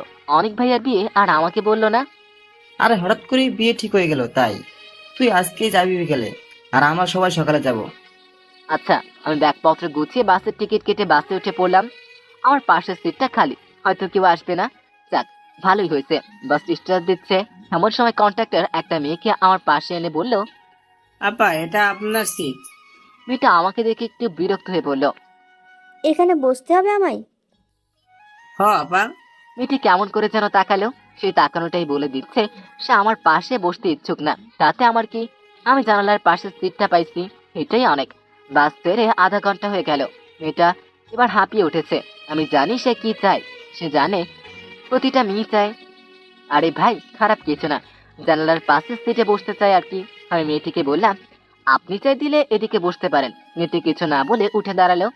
তারপর আমি বের হওয়ার সাথে সাথে সে আমার সিটে খপ করে বসে গেল। আমি তার সিটে বসলাম। তার থেকে থ্যাঙ্কস পাবো আশা করিনি। আমাকে ভুল প্রমাণিত করে মেয়েটি আমাকে বলল, ধন্যবাদ। আমি কিছু না বলে কানে হেডফোন গুঁজে দিয়ে গান শুনতে ব্যস্ত। মেয়েটি রাগ করে জানালার বাইরে তাকিয়ে কিছু একটা বলছে, সেটাও খেয়াল করলাম আর চোখে। আমি মায়ের ভাবনামগ্ন, কিন্তু যখনই সকালের বিষয়টার কথা মনে পড়ে তখনই মনটা খারাপ হয়ে যায়। ঘড়িতে তাকিয়ে দেখি বিকেল 5টা বাজে, আরো 1 ঘন্টা মতো লাগবে। আমি মোবাইলটা হাতে নিয়ে ফেসবুকিং করছিলাম। মেয়েটি আমাকে বলল, আচ্ছা, আপনার নাম কি? জি। আমাকে বলছেন? ও মা, আপনি ছাড়া এখানে কেউ আছে নাকি? জি বলে কি হবে? আপনি তো দেখি আরেক অদ্ভুত মানুষ। কেন? আপনাকে প্রশ্ন করে একটা, উত্তর দেন আর একটা। জি, আমি মেঘ। এবার আমারটা জিজ্ঞেস করবেন না? জি বলুন। কি বলতাম? জিজ্ঞেস না করলে বলবো কিভাবে? জি, আপনার নাম কি? আমার নাম ইরা। আপনার পাশে একটা সুন্দরী মেয়ে বসে আছে, আর আপনার কথা বলতে ইন্টারেস্ট হচ্ছে না? সুন্দরী? এই, আপনি হাসছেন কেন? সুন্দরী বলছেন তাই? কেন, আমি সুন্দর না? অবশ্যই না। মেয়েটি রাগে অন্যদিকে মুখ ঘুরিয়ে নিল। আমি বললাম, সরি। আপনি হাসছেন কেন? না মানে, আমার একটা অ্যাবিলিটি আছে। অ্যাবিলিটি হচ্ছে যে কারোর সাথে মিথ্যে রাগের অভিনয়টা খুব ভালো পারি। তার মানে আপনিও আমার মতো ফাজিল টাইপ, তবে আমার থেকে কম? না, আমি বেশি। আচ্ছা আচ্ছা, বেশি। তো কোথায় যাবেন? চাচাতো ভাইয়ের বিয়েতে। আপনি? আমিও আমার কাজিনের বিয়েতে যাচ্ছি। তো কোথায় যাবেন? জামালপুর। আমি তো সেখানে যাব। তো কোন ক্লাসে পড়েন? আমি অনার্স লাস্ট ইয়ারে। আপনি? আমি নিউ ফার্স্ট ইয়ারে ভর্তি হয়েছি। কোন ভার্সিটি? ভাবি। আমি তো সেখানে একই জায়গায় পড়ি, কিন্তু কোনোদিন কেউ কাউকে দেখিনি। প্রকৃতি আমাদের দেখা হওয়াটাই পূর্ব নির্ধারিত করে রেখেছে, তাই। দেখতে দেখতে আমরা গন্তব্যে পৌঁছে গেলাম। বাস থেকে নেমে মেয়েটি বলল, তাহলে ক্যাম্পাসে দেখা হবে। আপনি বাকিদের থেকে আলাদা। কেন? আপনার জায়গায় অন্য কেউ হলে নাম্বার খুঁজতো। জি, নাম্বার খোঁজা আমার স্বভাব না। জানি। কিভাবে? মানুষকে দেখে বোঝা যায়। হয়তো। আসি। আমি বিদায় নিয়ে রিক্সায় উঠলাম। চাচার বাসায় গেটের সামনে এসে ভাড়া মেটাচ্ছে। তখনই দেখে মেয়েটা রিক্সা থেকে নেমে আমাকে দেখে বলল, আপনাকে দেখে তো সত্যি বোঝা কঠিন। নাম্বার না নিয়ে আমার পিছু পিছু চলে আসলেন। এই যে মিস, মাইন্ড ইউর ল্যাঙ্গুয়েজ। আপনাকে ফলো করতে যাব কেন, কোন দুঃখে? এটা আমার চাচার বাড়ি, আর আমার চাচাতো ভাইয়ের বিয়েতে এসেছি। ওয়েট, আপনার চাচার বাসা মানে? অনেক ভাইয়া আপনার? ও আমার চাচাতো ভাই। অনেক ভাইয়া আমার ফুপাতো ভাই। আমাদের ঝগড়া করতে দেখে আমেনা বেগম মানে আমার চাচি বাইরে এসে আমাদের দুইজনকে দেখে বলল, কি রে ম্যাক, কি হয়েছে? আরে এইরা, তুই কবে এলি যে? এইমাত্র এলাম ফুপু। আয় ভিতরে আয়। ম্যাগ আয় বাবা। আমি আর ইরা ভিতরে গেলাম। ভিতরে গিয়ে ইরা বলল, সরি, আসলে আমি। থাক, সমস্যা নাই, একটু মিস্টেক হতেই পারে। It's okay. ধন্যবাদ। আমরা নিজ নিজ রুমে চলে গেলাম। ফ্রেশ হয়ে এসে খাবার টেবিলে বসে চাচিকে বললাম, চাচি খুব ক্ষুধা লেগেছে, খেতে দাও। এমন সময় ইরাও এসে চেয়ারে বসতে বসতে বলল, ফুপু খেতে দাও। আরে দাঁড়া দাঁড়া, দিচ্ছি তো। চাচি আমাদের খেতে দিল। পিছন থেকে কে যেন কাঁধে হাত দিল। ঘুরে দেখি হাসিম সাহেব, মানে আমার চাচা। তারপর চাচা বলল, কিরে ফাজিল, কবে এলি? এই তো চাচা, এখন এলাম। বসেন, খাবার খান। আমি খেয়েছি, তোমরা খাও। তো ইরা মামুনি, কি খবর তোমার? এই তো ভালো ফুপা। তোমার মা বাবা আসবে না? ফুপা, বাবা বাইরে আছে, আম্মু কালকে চলে আসবে। আর মেয়ে, তোর আব্বু আম্মু কবে আসবে? তোর বাপটা জীবনও মানুষ হবে না, কোনোদিনও কোনো কাজ পাইলাম না তাকে।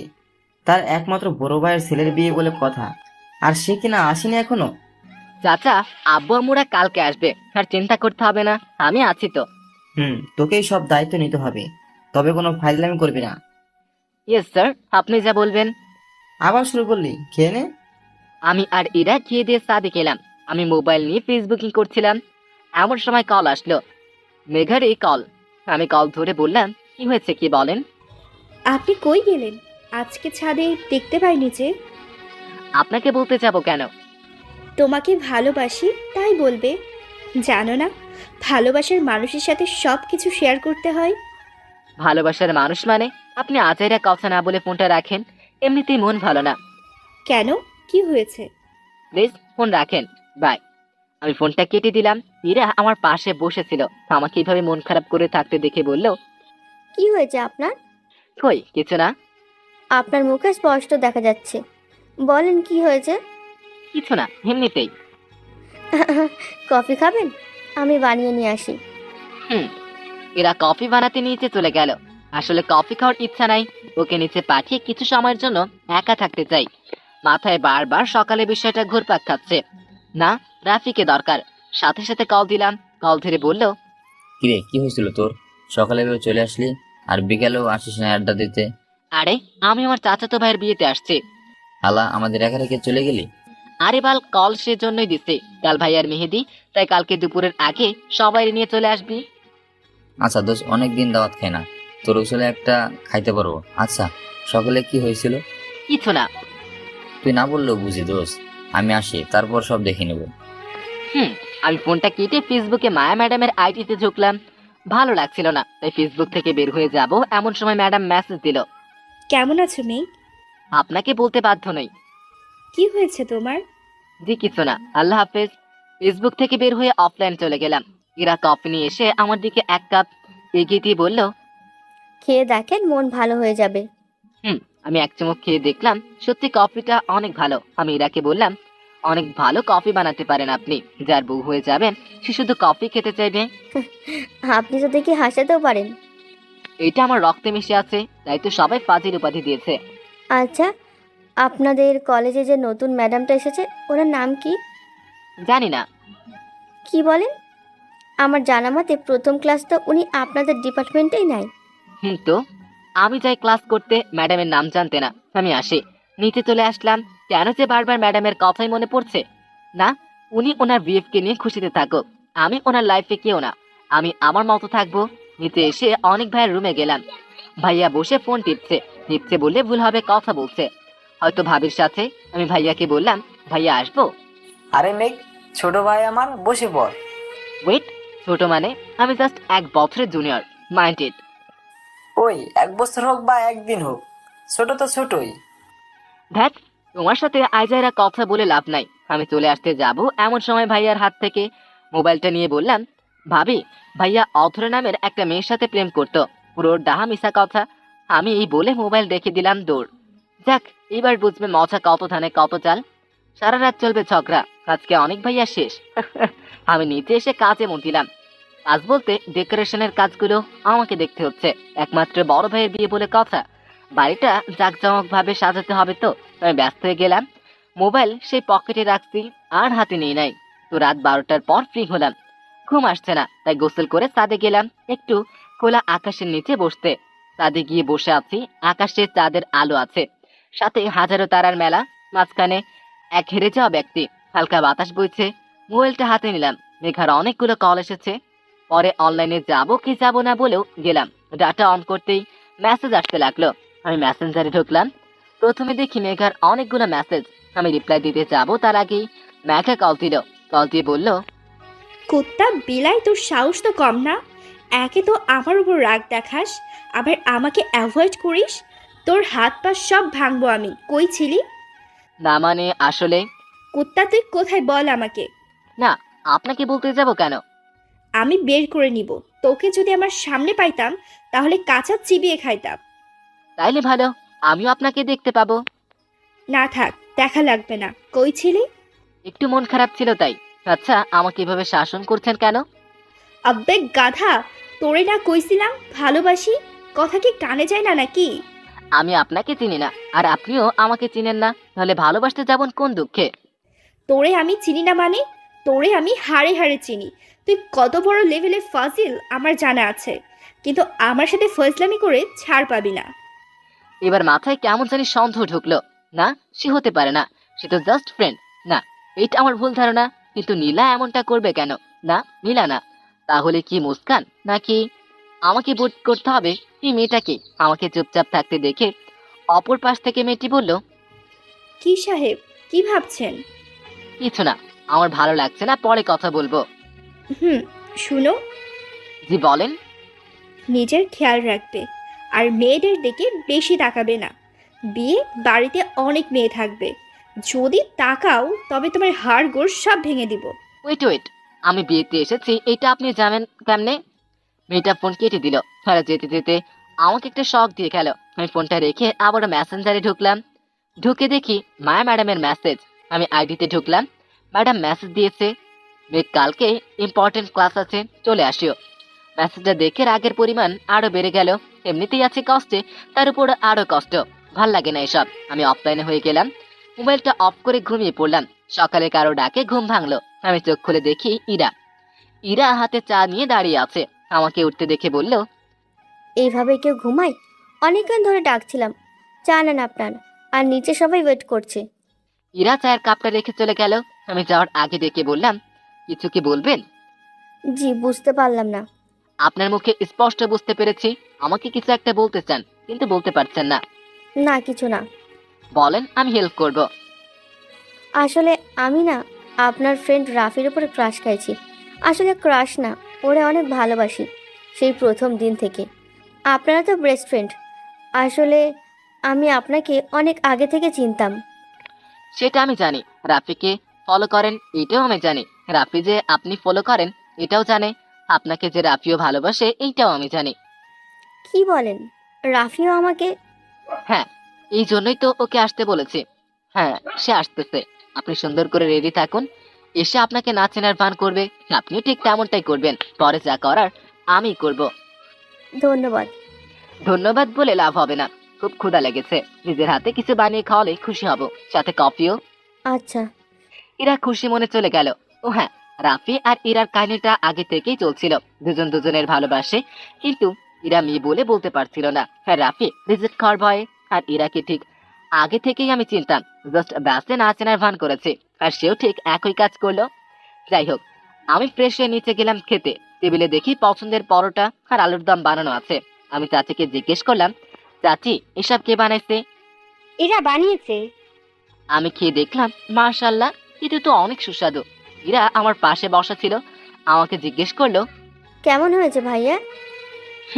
ভালোই। তোমার হাতের রান্না অনেক ভালো। রাফি তো আবার খাবার পাগলা, তোমার রান্না ছাড়া তো কিছুই খাইতে চাইবে না। ভাইয়া কবে আসবে সে? আরে এত অধৈর্য হচ্ছ কেন? আসবে আসবে। কখন? হঠাৎ করে দরজার বাইরে থেকে করা যেন বলল, কি আমাকে সারা একা একা খাবি নাকি? আমি তাকিয়ে দেখি রাফি আর রিয়াদরা সবাই এসেছে। আমি তাদের কাছে গিয়ে বললাম, কিরে, আসতে কষ্ট হয়নি তো? সব কষ্ট চলে যাবে, আগে খেতে দে। চাচি কই? চাচি সবাইকে দেখে বলল, কি রে ফাজিলের দল, কাল না এসে আজকে আসলি কেন? আরে চাচি, তোমার এই বোকা ছেলেটা দাওয়াত দেয় নাই তাই। আচ্ছা বস সবাই। চাচি আর ইরা সবাইকে খেতে দিল। রাফি ইরাকে খেয়াল করেনি। যখন রাফির প্লেটে পরোটা দিল তখনই সে খেয়াল করলো। ইরাকে দেখে সে কিছুটা অবাকই হলো। ইরা পরোটা দিয়ে চলে গেল। বুঝতে পারলাম লজ্জা পাইছে। বাকিরা খেয়াল করেনি। রাফি আমাকে কানে কানে বলল, কিরে দোষ, এইটা এখানে কেন? কোনটা? ইরা। ওহ ইরা, ইরা তো অনেক ভাইয়ের মামাতো বোন। কি বলিস? হ্যাঁ, আমি কালকেই জানতে পারলাম। আমাকে বলিসনি কেন? সারপ্রাইজ দিব বলে। হারামি। যে তোকে এই বিয়ের আসরে ওকে পটাতে হবে, নাহলে জীবনেও আর ওরে পাবি না। কেন? ওর বিয়ে ঠিক হবে শুনেছি অনেক ভাইয়ের কাছে। কি বলিস? আমার ভালোবাসাকে অন্যের হতে দিব না, যে করি হোক আমার ওকে চাই। ওকে নে, খাওয়া শুরু কর। সবাই মিলে নাস্তা করে কাজে লেগে গেলাম। আমার কাজে একটু কমে গেল, কারণ রাফি আর বাকিরাও হেল্প করছে। রাফি হেল্প করছে না, সে লুকিয়ে লুকিয়ে ইরাকে দেখছে। যাই হোক, বিয়ের আসরে সবাই খুশিতে আছে, কিন্তু আমার ডেভিল ম্যাডামটা যে অনেককে নিয়ে খুশিতে আছে। আমি বারবার ওনার কথা ভাবছি কেন? তাহলে কি ওনাকে ভালোবেসে ফেললাম নাকি? আমি ভাবতে পারছি না। এই বিয়ের মতো আনন্দের সময়ও আমার মনটা খারাপ। আমি মন খারাপ করে নিয়েই কাজ করতে লাগলাম। দুপুরে সবাই খেয়ে দিয়ে আড্ডা দিচ্ছি, এমন সময় রাফি আমার কানে কানে বলল, দোষ, আমি আর পারছি না, প্লিজ তুই এটাকে কোনোভাবে ম্যানেজ কর, যাতে ওর সাথে একটু ভালোভাবে কথা বলতে পারি। আব্বে হালা, এত তাড়াতাড়ি? ভাই, ওর বিয়ের পর ওর সাথে কথা বলবো নাকি? আচ্ছা আচ্ছা, আমি ব্যবস্থা করে দিচ্ছি। বিকেলের দিকে সবাই কাজ করছিলাম, কিছু ফুলের শর্ট পড়লো। আসলে আমি ইচ্ছে করেই আনি নাই। তো আমি রাফিকে বললাম, দোস্ত যা এই ফুলগুলো নিয়ে আয়। পাশে থাকা ইরাকেও বললাম, ইরা তুমি সহ যাও, গিয়ে ভালো থেকে ফুল নিয়ে আসো। আমার হাতারাম বন্ধুটা আবারও ফুল চিনে না। কথাটা বলে রাফি আমার দিকে রাগি চোখে তাকালো। পরক্ষণে খুশি হলো, কারণ সে ইরার সাথে কথা বলার সুযোগ পাবে। যাক, রাফি লাইনটাও ক্লিয়ার হলো। আমি কাজ করতে করতে ক্লান্ত। ও হ্যাঁ, আম্মু আব্বুরাও দুপুরে চলে এসেছে। যাই হোক, তারা এসেছে সমস্যা নাই, তাদের সাথে বোনও এসেছে, তাতেও সমস্যা নাই। কিন্তু মুস্কান কেন এসেছে? আচ্ছা, অপরিচিত সেই মেয়েটি মুস্কান নাকি? না, আমাকে বের করতেই হবে। মাথায় একটা বুদ্ধি এসেছে, কিন্তু কাজটা কে করবে? ও হ্যাঁ, রিয়াদ। সে তো এই কাজে এক্সপার্ট। আমি রিয়াদকে ডেকে সব খুলে বললাম। সে তো এক কথায় রাজি। সে তার কাজে লেগে পড়লো। বিয়ের কাজ শেষ, রাফি আর ইরা ফিরে এসেছে। তবে দুজনের চোখ দেখে বোঝা যাচ্ছে তারা দুজনেই খুব খুশি। হয়তো তাদের মনে লুকিয়ে থাকা অনুভূতিগুলো আজ ভালোবাসার রূপে পূর্ণতা পেয়েছে। ওদের কথা মনে করে কেন জানি মুখে একটু হাসি ফুটলো, কিন্তু মায়ায় যে পড়ে বসে আছি। যাই হোক, অনেক ভাইয়া স্টেজে উঠলো। সবাই মিলে মেয়েদের অনুষ্ঠান শুরু করলো। আমার ভালো লাগছিল না, তাই সাদে এসেছি আকাশ দেখতে। হঠাৎ পেছন থেকে বোন জান্নাত বলে উঠলো, ভাইয়া কি হয়েছে তোর? কিছু না। আমি জানি কিছু একটা হয়েছে। কি হয়েছে বল? ওই মেয়েটার কথা ভাবছিস, যাকে দেখানোর কথা বলেছিলি? হ্যাঁ, মানে আসলে। মন খারাপ করিস না। আর তোকে বলতে ভুলে গিয়েছিলাম, আজকে আমার আসার আগে তোর কলেজের ম্যাডাম এসেছিল। কি যেন নাম? ও হ্যাঁ, মায়া। মায়া ম্যাডাম বলছিল। কি, মায়া ম্যাডাম এসেছিল? ও মা, শুকনো মুখটা এত জ্বলে উঠলো কেন? আরে তারপর বল। তারপর এসে তোর কথা জিজ্ঞেস করলো, আর কয়েকদিন পর নাকি তোদের কি যেন টেস্ট নেবে, তো তোকে তাড়াতাড়ি কলেজে যেতে বললো। আচ্ছা ভাইয়া, এইটাই কি সেই মেয়েটা? কি মানে? বল। হ্যাঁ। ভাবি কিন্তু অনেক সুন্দর। দেখ। থাক, এত লজ্জা তো মেয়েরাও পায় না। কিন্তু ওর যে বয়ফ্রেন্ড আছে, ওই দিন রেস্টুরেন্টে দেখলাম তার সাথে কথা বলছে। কি বলিস? হ্যাঁ। আরে চিন্তা করিস না, আগে বিয়েতে চল, একমাত্র বড় ভাইয়ের বিয়ে, আনন্দ করি, তারপর না হয় সব দেখবো। চল, সবাই তোকে খুঁজছে। আমি বোনের সাথে গেলাম, অনেক আনন্দ করলাম। তারপর এলো ঘুমানোর পালা। আমি আর বাকিরা ঘুমিয়ে পড়লাম। কিন্তু রাফি হারামজাদা মোবাইলে কল করতেছে, শালা প্রেম করতেছে বুঝলাম। একই বাড়িতে আছে, তাইলে কল করার কি দরকার? সাদে গেলেই তো হয়। আমি ওর একটা থাপ্পড় দিয়ে বললাম, হালা দুজনে সাদে গিয়ে ইচ্ছে মতো আড্ডা দে, আমাদের একটু ঘুমোতে দে। বাহ, খুব সুন্দর বুদ্ধি তো, তুই সেরা দোষ। যা ভাগ। রাফি চলে গেল। এই একটা সমস্যা, প্রেম করলেই জ্বালা, না করলেও জ্বালা। সে যাই হোক, একটু ঘুমিয়ে নেই। তো সকালে উঠলাম একটু দেরি করে। উঠে নাস্তা খেয়েই আবারও কাজে লেগে গেলাম। একমাত্র চাচাতো ভাইয়ের বিয়ে, তাই আমাকেই খাটতে হচ্ছে বেশি। আমরা চলে আসলাম বিয়ে বাড়িতে। ওরে মা, গেটে দেখি অনেক মেয়ে দাঁড়িয়ে আছে, টাকার ডিমান্ড করতেছে। তো ভাইয়াকে বললাম দিয়ে দিতে। ভাইয়া তার মানিব্যাগটা আমাকে দিয়ে বলল, তুই একটু ম্যানেজ কর। আমারে পাইকে মানিব্যাগে দেখি 20,000 আছে। আমি মেয়েগুলোকে কোনো মতে 5,000 টাকায় ম্যানেজ করে বাকিগুলো নিজের পকেটে ঢুকালাম। তো ভাইয়াকে মানিব্যাগ ফেরত দেওয়ার পর ভাইয়া করুণ চোখে আমার দিকে তাকিয়ে বলল, ওদের 5,000 দিয়ে বাকিগুলা নিয়ে নিলি? তোমার বিয়েতে এত খাটুনি হলো, তার পারিশ্রমিক নিলাম। তোরে আমি? আরে ভাইয়া, রাগ করতে নেই, ভাবিরে দেশিস মনে করে ভুলে যা। ভাইয়া জানে এখন কিছু বলে লাভ নেই, তো বিয়ে শেষ, এখন কান্নার পালা। আরে শালা, আমি মনে করছি ভাবি কাঁদতে কাঁদতে শেষ হয়ে যাবে, কিন্তু উনি তো হাসি মুখে গাড়িতে উঠলো। তো ভাইয়াদের গাড়িতে আমিও ছিলাম। ভাবিকে বললাম, ভাবি আজকে থেকে কি বিয়ের একটা নতুন কনসেপ্ট শুরু করছেন নাকি? কি? এই যে আগে বিয়েতে দেখতাম মেয়েরা বিয়ের সময় শ্বশুর বাড়িতে চলে যাবে বলে কান্না করতো, আপনি তো দেখে হাসছেন। আরে ছোট দেবরজি, আমার কান্না সহজে আসে না, আর যখন আসে তখন কেউ থামাতে পারে না। চিন্তা করবেন না, ভাইয়া থামাতে পারবে। না পারলে হাত পা ভেঙে দিব। পাশ থেকে ভাইয়া বলল, তোমার রাগ ভাঙাতে আমার বয়ে গেছে। কি বললা তুমি? ভাইয়া ভয় চুপসে গিয়ে বলল, আরে বাবুটা রাগ করো কেন, আমি তো মজা করছিলাম। সবাই বাসায় চলে আসলাম। বাসায় মেহমানে ভর্তি, আমি সাদে দাঁড়িয়ে আছি, খোলা আকাশে তারার মেলা দেখছি। তখনই ফোনটা বেজে উঠল।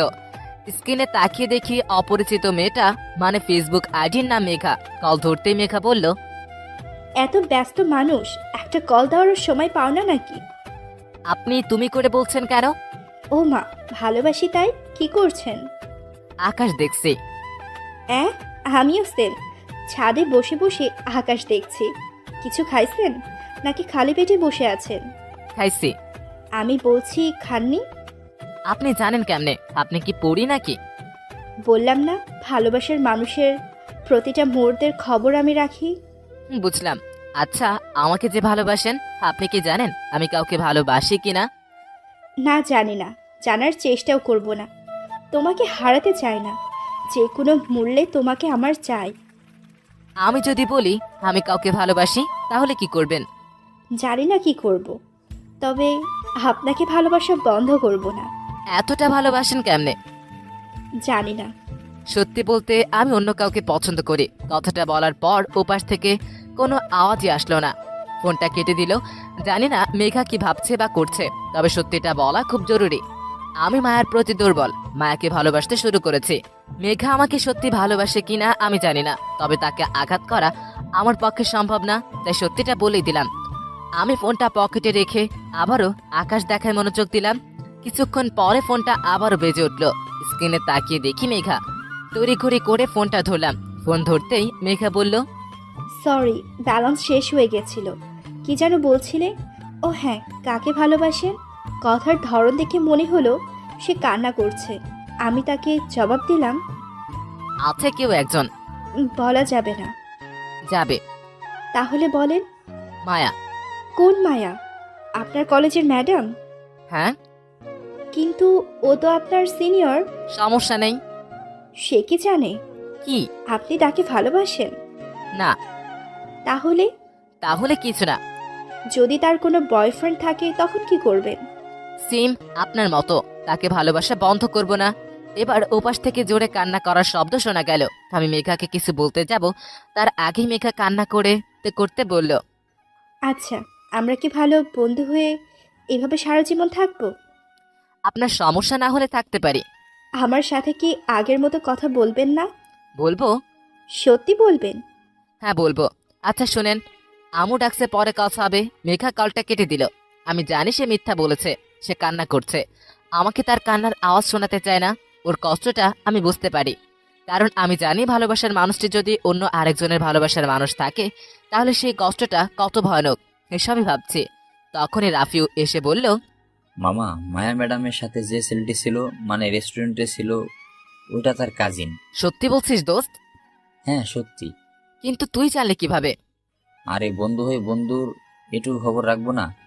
তুই দোস্ত আমার জানের শিকার। হয়, এটা আমাকে হেল্প করার জন্য করে দিলাম। হালা তোর লাভ দেখে আমার লাভ করলি? আরে শালা, মজা করছি। এবার তুই নিচে যা। কেন? আমি আর এরা একটু আলাদা করে কথা বলবো তাই। তাহলে আমি আকাশ দেখব না। নিচে চায়ের দোকানে গিয়ে দেখ। আমি চলে আসলাম। চায়ের দোকানে এসে মামাকে বললাম, মামা একটা রং চা আর ব্যঞ্জন দাও তো। সিগারেট ধরিয়ে টানতে লাগলাম। এটার অভ্যাস হয়ে গেছে, কিছুই করার নাই। ব্যঞ্জনটা পুরো শেষ করে চা খেলাম। খেয়ে বিল মিটিয়ে ভাবলাম একটু এই বস্ত্রনগরের রাতের দৃশ্য দেখব, যেই ভাবা সেই কাজ। হাঁটা দিলাম ফুটপাত ধরে। কিছুদূর গিয়ে ব্রিজের ওইখানে গিয়ে দেখলাম একটা মেয়ে আর ছেলে হাত ধরে বসে আছে আর কথা বলছে, হয়তো কাপল। তাদেরকে দেখে বুকের মাঝে একটা শিহরণ বয়ে গেল। মায়া ম্যাডামের কথা মনে পড়ে গেল আর মন থেকে কষ্টটাও দূর হলো। এইটা জেনে যে ম্যাডামের সাথে ওই ছেলেটা তার কাজিন ছিল, কিন্তু রাফি হালা কিভাবে জানে? ওরা আবার দেশ দুনিয়ার খবর রাখার অভ্যাস আছে, কোনোভাবে হয়তো জানছে। যাই হোক, ব্রিজের এক কোণে বসে মেসেঞ্জারটা অন করলাম। ম্যাডামের আইডিতে ঢুকে করে একটা মেসেজ দিলাম। ম্যাডাম সাথে সাথে রিপ্লাই দিয়ে বলল, কই ছিলে এই 2 দিন? জি ম্যাম, ভাইয়ার বিয়েতে। ও হ্যাঁ, তোমার আব্বু আম্মু বলেছিল। তো শুনো, কয়েকদিন পর তোমাদের টেস্ট নেওয়া হবে, তাই তাড়াতাড়ি চলে আসো। কি টেস্ট ম্যাম? তোমাদের ফাইনাল এক্সাম খুব কাছেই, তাই সিদ্ধান্ত নিয়েছি তার আগে সব স্টুডেন্ট থেকে টেস্ট নেওয়া হবে। ও আচ্ছা ম্যাম, চলে আসবো। আচ্ছা, আল্লাহ হাফেজ। ম্যাডাম অফলাইনে চলে গেল। মনটা আবারও আনন্দে মেতে উঠল। যাক, ম্যাম তাহলে সিঙ্গেল। যাই হোক, প্রেম করার আগে একটু জ্বালাবো ম্যামকে, একটু ফাইজলামি করব। আমি আবার ফাজিল নাম্বার 1 তো, তাই। পরের দিন আমি বাসায় চলে আসলাম। রাফি তো আসতেই চাইছিল না, অনেক কষ্টে আনলাম। হালা মেয়েদের মতো কান্না করতে শুরু করেছিল। এত প্রেম যে কয় রাখে, কোনো মতে দিনটি কাটালাম। তর্স ছিল না কবে ম্যাডামকে যে দেখবো। সকালে কোনো মতে রেডি হয়ে ক্যাম্পাসে চলে আসলাম। এসে ক্লাসে বসে বসে আমরা বন্ধুরা সবাই আড্ডা দিচ্ছি। এমন সময় ম্যাডাম রুমে এন্ট্রি নিল। ম্যাডাম আগের থেকেও বেশি শুকিয়ে গেছে, কিন্তু চোখে মুখে হাসির ঝলক। তবে ম্যাডামকে এখন যথেষ্ট সুন্দরী লাগছে। আমি হাঁ করে তাকিয়ে আছি। মায়া ম্যাডামের ডাকে ধ্যান ভাঙলো। ম্যাডাম আমাকে বলছে, কই ছিলেন মেঘ সাহেব এতদিন? জি ম্যাডাম, বড় ভাইয়ের বিয়েতে। সামনে এক্সাম, ভালো মতো পড়ো। জি ম্যাডাম। পড়াতে মনোযোগ দিল। তৎক্ষণাৎ মাথায় একটা বুদ্ধি আসলো। আমি ফোন বের করে ম্যাডামকে কল দিয়ে বসলাম। ম্যাডাম তড়িঘড়ি করে ফোন দিয়ে দেখে আমি ফোন দিচ্ছি। আমার দিকে তাকিয়ে ম্যাডাম বুঝে গেল আমি ইচ্ছে করে দিচ্ছি। মনে করেছি ম্যাডাম আমাকে কিছু বলবে, কিন্তু কিছু না বলে ফোন অফ করে রেখে দিল। কোনো মতে প্রথম ক্লাসটা করলাম। দ্বিতীয় ক্লাস আবারও মিজান স্যারের। উনি খুব রাগী, ওনার ক্লাসে সামান্য পরিমাণ আওয়াজ কেউ করতে পারে না। আমি ক্লাস করছি, এমন সময় মোবাইলটা বেজে উঠলো। স্যার তো সেই লেভেলে রেগে গেছেন। আমাকে বলল, এই অভদ্র, এখনই বের হওয়া ক্লাস থেকে। আমি চুপচাপ বের হয়ে গেলাম। মাথাটা গেল খারাপ হয়ে। মোবাইলে হাতে নিয়ে দেখে কলটা ম্যাডামই দিয়েছে। উনি ইচ্ছে করে করেছে। তখনই মেসেজ আসলো, কি ফজল সাহেব, পিঠ মারলে পাটকেল তো খেতেই হবে। বাই দ্য ওয়ে, আপনি ফজল কিং হলেও আমি ডেভিল কুইন, মনে রাখবেন। ম্যাম আমাকে এইভাবে বাস দিল না, এর বদলে কিছু একটা করতে হবে। ক্লাস শেষে বাসের জন্য দাঁড়িয়ে আছি। কিছু দূরে ম্যামও দাঁড়িয়ে আছে। আমি কিছুক্ষণ পর পর আর চোখে ম্যামকে দেখছি। ম্যাম সেটা খেয়াল করেছে কিনা জানি না, হঠাৎ খেয়াল করলাম কয়েকজন বখাটে ম্যাডামের দিকে খারাপ নজরে তাকাচ্ছে। ওদের মধ্যে একজন বলেই উঠল, কি হ্যাপি মাল রে। নিজেকে আর সামলাতে পারেনি। পাশে বন্ধুরাও ছিল। আমি গিয়ে ওই ছেলেটিকে একটা থাপ্পড় মেরে দিলাম। বাকিগুলো এসে আমাকে মারতে লাগলো। আমাকে মারতে দেখে রাফি, রিয়াজ সবাই ছুটে আসলো আর সবাই মিলে ওই 3 জনকে গণপিটুন দিল। এইদিকে ওদের মায়ের খেয়ে আমার ঠোঁটের কোণে কেটে গেল, হাত থেকে রক্ত পড়ছে। এটা দেখে মায়া দৌড়ে এসে হাত ধরে বলল, কে বলেছে এইসব বখাটেদের সাথে মারামারি করতে? ওরা আপনাকে খারাপ কথা বলছিল তাই। চলো হাসপাতালে চলো। ম্যাম আমাকে নিয়ে চিন্তিত হয়ে পড়লেন। আমাকে তাড়াতাড়ি হাসপাতালে নিয়ে এসে ব্যান্ডেজ করিয়ে দিলেন। তারপর বললেন, এখন কেমন লাগছে? জি ম্যাম, ভালো। কে বলেছে এমন ছেলে মানুষই কাজ করতে? যদি কিছু হয়ে যেত তাহলে আমার কি হতো? কি ম্যাম? কিছু না। তাহলে কি আমি ভুল শুনলাম নাকি? বাসে গিয়ে রেস্ট নেবে, আর কোনো কাজ করবে না। কিন্তু বাসার সব কাজ তো আমাকেই করতে হবে। কেন? বাসায় কেউ নেই, সবাই চাচার বাসায়, ওইখানে কয়েকদিন থেকে আসবে। তাহলে একা কিভাবে থাকবে? একটা কাজ করো, তুমি তোমার ফ্রেন্ডের বাসায় চলে যাও।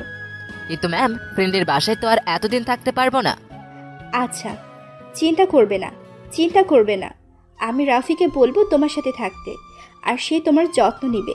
খাবার আমি বানিয়ে পাঠিয়ে দিব। আপনি কেন এত কষ্ট করবেন? আমি হোটেল থেকে আনিয়ে নিব। না, হোটেলে খাবার ভালো না।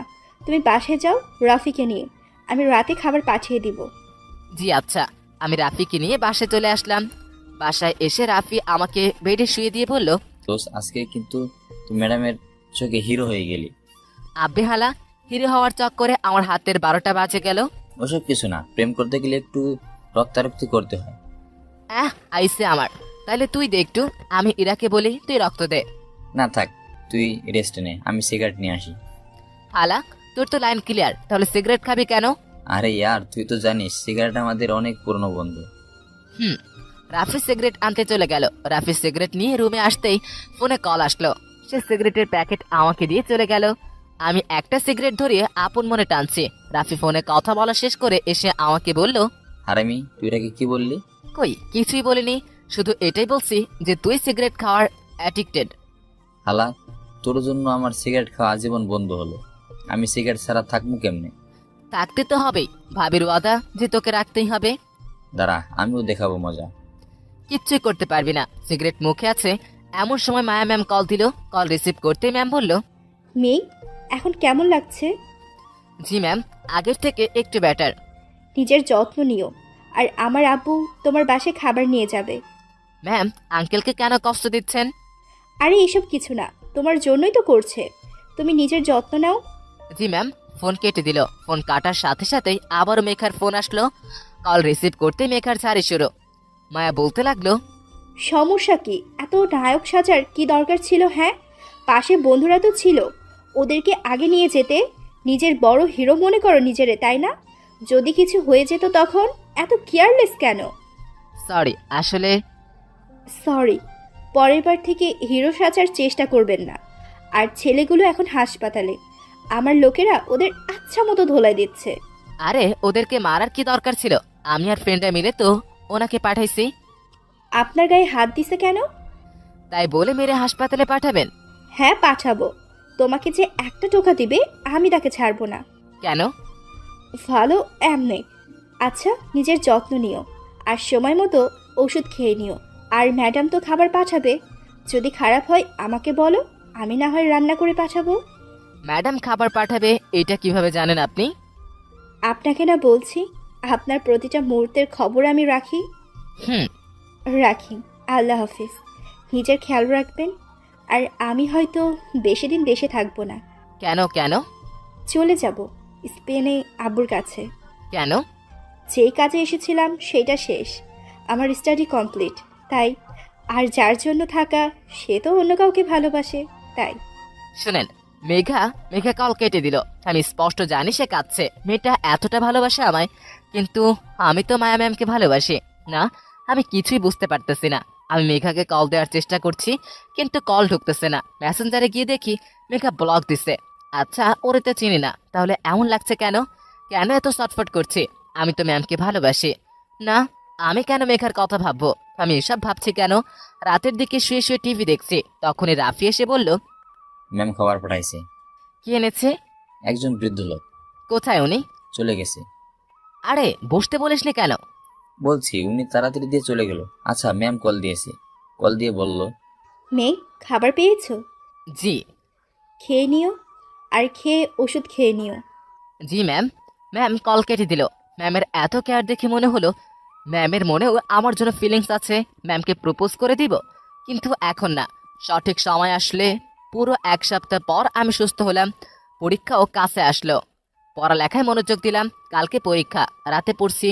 হঠাৎ করে মোবাইলে মেসেজ আসলো। তাকিয়ে দেখি মেঘা। মেসেজ ওপেন করে দেখি লেখা আছে, কালকের জন্য বেস্ট অফ লাক, মনোযোগ দিয়ে লিখবেন আর নিজের খেয়াল রাখবেন।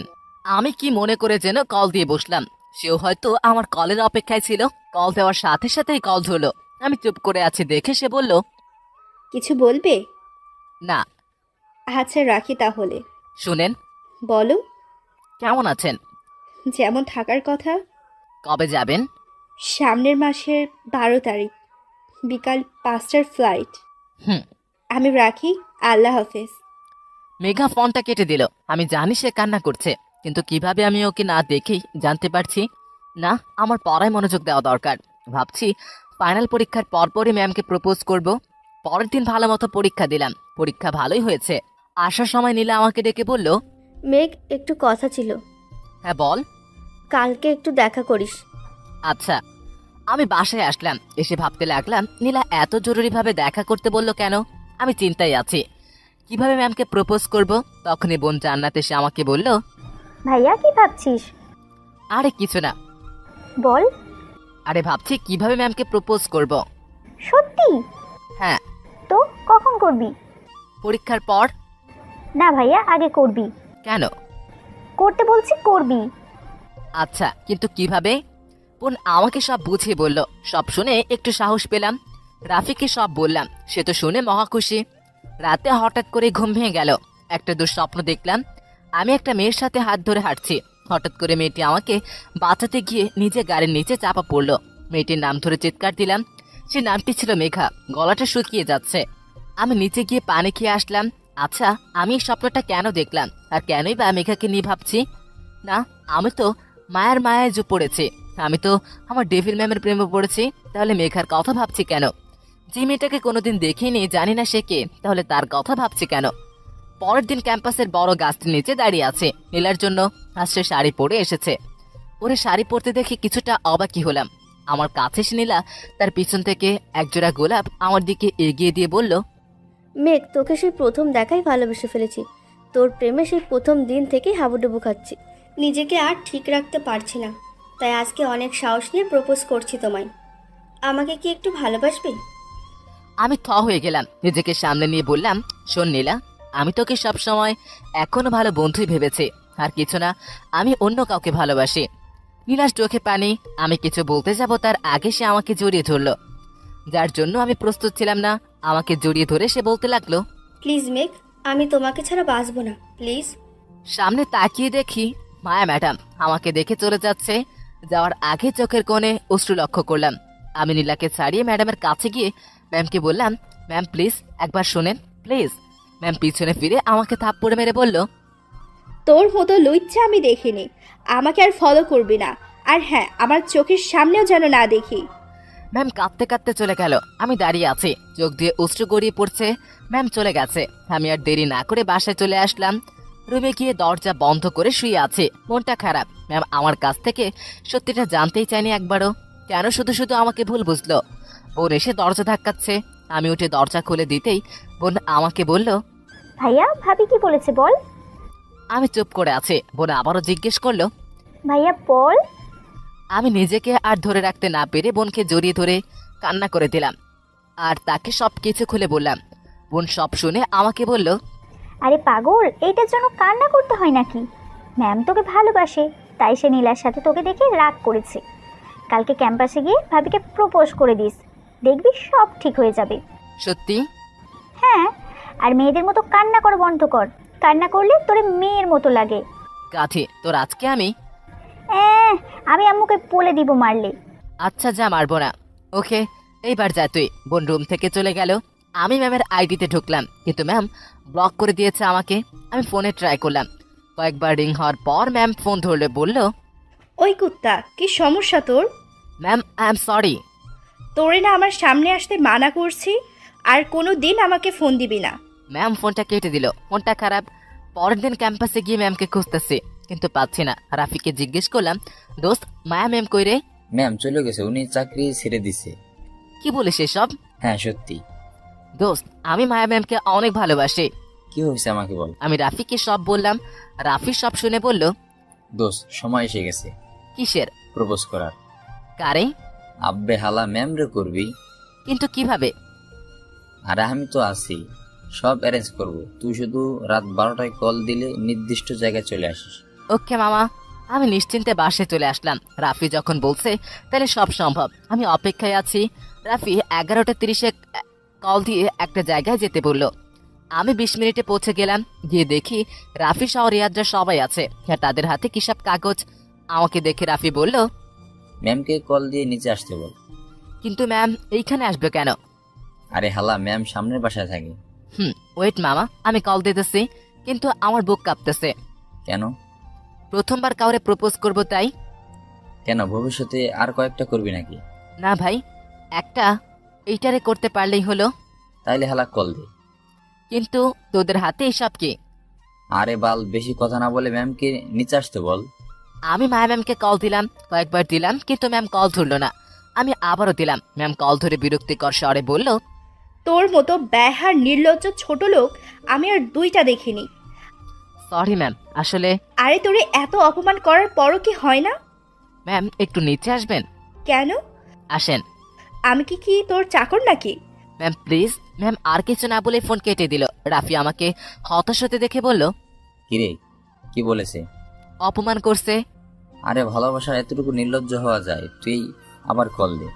কল দিতে যাব তার আগেই দেখি ম্যাম নীল শাড়ি পরে বাইরে গেটের দিকেই আসছে। রাফি আর বাকিরা দেখি লুকিয়ে গেছে আমাকে একা রেখে। আমার ভয়ে হাত পা কাঁপা শুরু করেছে। ম্যাম আমার কাছে এসেই ঠাস ঠাস করে কয়েকটা চর মেরে দিল আমার গালে। তারপরে বলতে লাগলো, তোর মতো নির্লজ্জ লোক আমি আরেকটা দেখিনি। তোরে না মানা করছি আমার সামনে না আসার জন্য। আমি এমনিতেই ভয়ে আছি। ম্যামের ঝাড়ি খেয়ে আরো দ্বিগুণ বেড়ে গেল। না মানে আসলে কি বলবি বল তাড়াতাড়ি।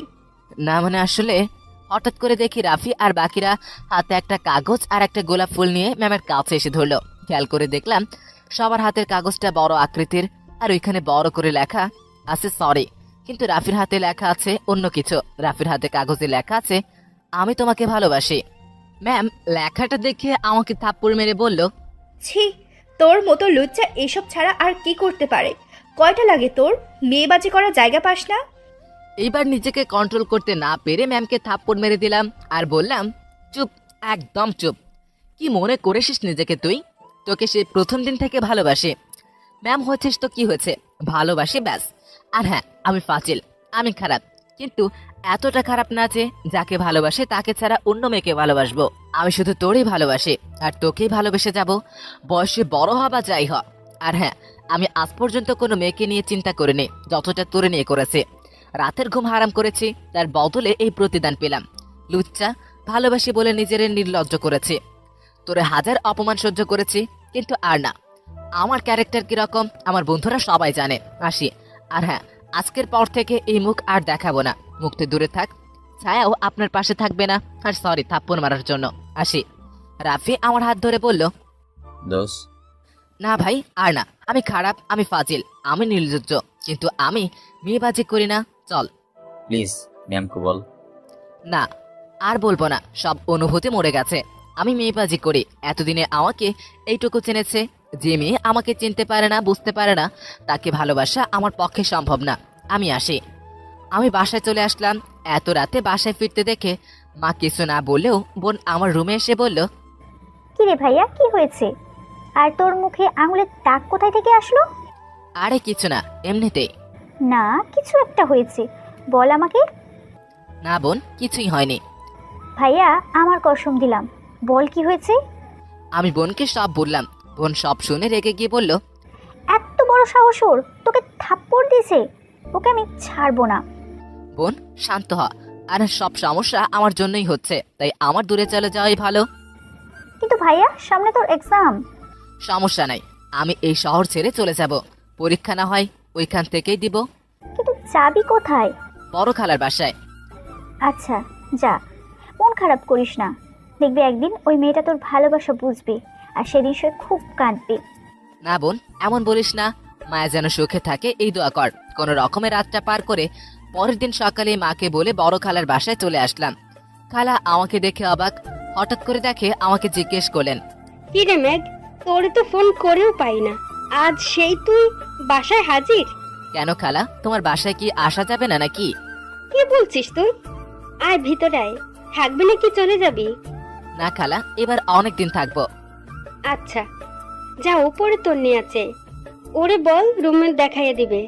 আচ্ছা। আমি তন্নির রুমে গেলাম। আস্তে আস্তে সে মুখে কি সব মেখেছে, দেখতে একদম ভূতের মতো লাগতেছে।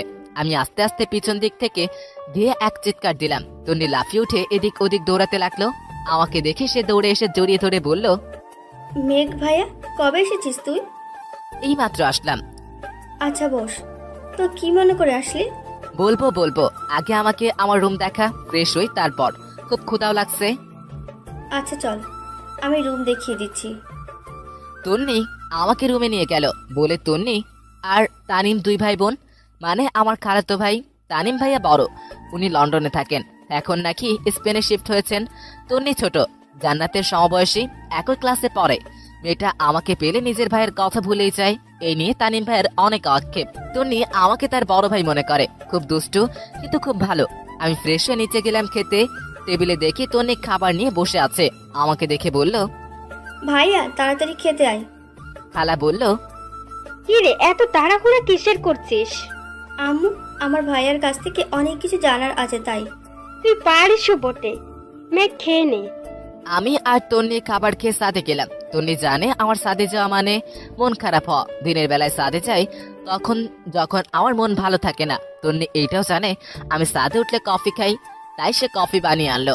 তাদের সাদে বসার জন্য আলাদা জায়গা আছে। আমরা সেখানে বসলাম। তন্নি এক চুমুক কফি খেয়ে আমাকে বলল, ভাইয়া কি হয়েছে আমাকে বল, কেন এত মন খারাপ তোর? আমি তন্নিকে সব বললাম। হাজার হলেও বোন। আমার কথা শুনে তার রাগ উঠল। সাথে সাথে সে মায়াকে আজে বাজে বলা শুরু করে দিল। ভাগ্যিস সে সামনে পায়নি, নাহলে খবর করে ছাড়তো। আমি কোনো রকমে তন্নিকে শান্ত করে বললাম, আরে রাগ করার কি আছে? কি আছে মানে? তোকে অপমান করার সে কে? আজ পর্যন্ত তোর আব্বু তোকে কিছু বলেনি, আর ওই মেয়েটা বলার সাহস কি করে পাই? ওকে ভালোবাসি তাই। কিন্তু ভাইয়া, ও তো তোর ভালোবাসা বোঝে না। আরে পাগলি, বুঝে, সব বুঝে। আমিও জানি সে ভালোবাসে, কিন্তু প্রকাশ করতে চায় না। কেন ভাইয়া? জানি না। তন্নির সাথে কথা বলছি, এমন সময় দেখি মেঘার কল। আমি কল ধরতেই মেঘা বলল, মেঘ, তুমি কোথায়? আজকে তোমাকে ক্যাম্পাসে দেখলাম না। জি, আমি একটু বাইরে আছি। ম্যামের ব্যবহারে বেশি কষ্ট পাইছো? না, ওয়েট ওয়েট, আপনি কিভাবে জানেন এই সব? আমি আগেই বলেছিলাম আপনার সব খবর আমি রাখি। কেমন জানে একটা সন্দেহ হলো। এটা আমাকে যাচাই বাছাই করতে হবে। কি করেন আর কোথায় আপনি? সরি বলা যাবে না। ও আচ্ছা, ভালো। আচ্ছা, আমি রাখি। আল্লাহ হাফেজ। মেঘা ফোন কেটে দিল। তন্নি জিজ্ঞেস করলো, ভাইয়া কে কল দিছে? আমি তন্নিকে মেঘার ব্যাপারে সব বললাম। তন্নি শুনে বলল, ভাইয়া ডাল মে কুছ কালা হে। বোন, কুছ নেই, বহুত কালা হে। আমাদের দুইজনে মিলে এটা সমাধান করতে হবে, কিন্তু কেউ না জানে। ওকে। হঠাৎ করে রাফি কল দিল। আমি কল রিসিভ করতেই রাফি জিজ্ঞেস করলো, আবে হালা কই তুই? তোর সাথে আড্ডা দেওয়ার জন্য সবাই বসে আছি। না দোস্ত, আমি অনেক দূরে আছি। কি বলিস? কোথায় তুই? আছি একটা জায়গায়। বল। চিন্তা করিস না, আমি তাড়াতাড়ি চলে আসবো। আমি ফোন কেটে দিলাম। কেমন জানি এইখানে একটু গড়বড় মনে হচ্ছে। রাফির কথার মাঝে পরিবর্তন লক্ষ্য করতে পারলাম। আমি ইরাকে কল দিলাম। ইরা ফোন ধরতেই আমি ওকে সব প্ল্যান বুঝিয়ে দিলাম। এরপর মোবাইল থেকে সিমটা খুলে রাখলাম, যাতে কেউ কন্ট্যাক্ট করতে না পারে। আর মেঘাকে মেসেজ দিয়ে নতুন সিম এর নাম্বারটা দিলাম, যাতে প্ল্যান সাকসেসফুল হয়। তারপর আমি একটু ঘুমানোর চেষ্টা করলাম, কিন্তু না, সম্ভব হয়নি। যদি প্ল্যান মোতাবেক না হয় তাহলে কি হবে? না, আমি শিওর হবে। 2 দিন কাটিয়ে দিলাম। ইরা আমাকে কোনো খবরই দিল না। সন্ধ্যার সময় আমি আর তন্নি সাদে বসে বসে কফি খাচ্ছি। এমন সময় রাফির নাম্বার থেকে কল আসলো। আমি ফোন ধরতেই রাফি বলল, কিরে, তোর পুরনো সিমটা বন্ধ নাকি, যে নতুন সিম চালাচ্ছিস? হ্যাঁ দোস্ত, কিন্তু এই নাম্বার কিভাবে পেলি? না মানে আন্টি থেকে নিয়েছিলাম। ওহ ভালো, কি খবর তোর? ভালো না রে। কেন? মায়া ম্যাডাম প্রতিদিন তোর কথা জিজ্ঞেস করে মাথা খেয়ে ফেলে। আচ্ছা, কোথায় তুই আমাকে বল। না দোস্ত, এইটা বলা যাবে না। আচ্ছা, আমাদের পরীক্ষা তো সামনে মাসেই, একেবারে তখন দেখা হবে। কি বলিস তুই? তোরে ছাড়া কেমন কেমন লাগে। চলে আয় তাড়াতাড়ি। না রে দোস্ত, আমি আর যাব না। কোনো মতে পরীক্ষা দিয়ে বাইরে দেশে চলে যাব। কেন মামা? আর মায়া? সে নিজের মতো খুশিতে থাকুক না, তাতে আমার কি। আচ্ছা মামা, রাখি, পরে কথা হবে। ভাই। আমি ফোন রেখে দিলাম। যেমন ভাবলাম ঠিক তেমনই হলো। রাফির কল কাটার সাথে সাথে মেঘার কল আসলো। আমাকে কল দেওয়ার সাথে সাথে বলল, মেঘ, তোমাকে কয়দিন ধরে দেখা যায় না কেন? কোথায় তুমি? ম্যামের উপর এত রাগ করে আছো কেন? রাগ কি শুধু সে করতে পারে? আমরা কি মানুষ না? আমাদের কি রাগ নেই? কিন্তু তোমাকে না দেখলে আমার দিন কাটে না। প্লিজ ফিরে আসো। দেশ ছেড়ে কখন যাবেন? না বলাই কি ভালো না? বললে যেতে পারবো না। আচ্ছা রাখি, পরে কথা হবে। আচ্ছা, এই শোনো। জি বলেন। কবে ফিরবে? জানি না। পরীক্ষা? সেটা দিব। আচ্ছা রাখি। কলটা কেটে দিলাম। সে আবারও কল দিল। আমি কল রিসিভ করতে সে বলল, আমাকে তুমি করে বলছো? কই না তো। জি বলো। আরে না, আমি তো জি বলেন বলছিলাম। ও আচ্ছা রাখি। তারপরে তন্নি আমাকে দেখে বলল, ভাইয়া তোরে অস্কার দেওয়া দরকার, কি সুন্দর ড্রামা করলি। হুম এখন কি বুঝলি? আমি শিওর শুধু রাফির বিষয়টা জানা হলো না। তারপরে দেখতে দেখতে পুরো 1 সপ্তাহ কেটে গেছে। এবার ধামাকা করার সময় হয়ে গেছে। ইরার থেকে যা জানার জেনে নিয়েছে, আর আমার ধারণাটাই সত্যি হলো। এবার দেখি মায়া কিভাবে আমার হাত থেকে বাঁচে। আমি তন্নিকে নিয়ে ফেসবুকে একটা ছবি আপলোড করলাম আর ক্যাপশনে দিলাম, আমার হবু বউ। ঘন্টা কয়েক এর মধ্যেই বন্ধুরা কংগ্রাচুলেশন জানানো শুরু করলো। কিন্তু রাফি রিয়াদরা বাদে তারা কমেন্ট না করে আমাকে মেসেজ দিল। রিয়াদরা সবাইরে বললাম কথা সত্যি। রাফি আমাকে মেসেজ দিয়ে বলল, কিরে মেঘ, এসব কি? তুই না মায়া ম্যামকে ভালোবাসতি, তাইলে? কেন, মেয়ের অভাব পড়েছে নাকি?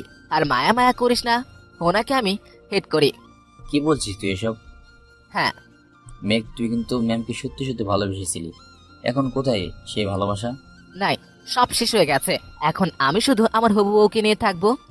মেয়েটাকে কি নাম, তার বাসা কোথায়? সরি বলা যাবে না, রাখি। আমি ফোন কেটে দিলাম।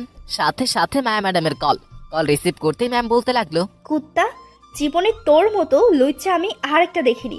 ছি ছি, আমাকে ভালোবাসিস বলে এখন অন্য মেয়েকে বিয়ে করতে যাচ্ছিস? সত্যি আজকে তোরে আমি চিনতে পারলাম। তোরে বিশ্বাস করাও আমার ভুল। কে বলেছে বিশ্বাস করতে? আর আপনি কে?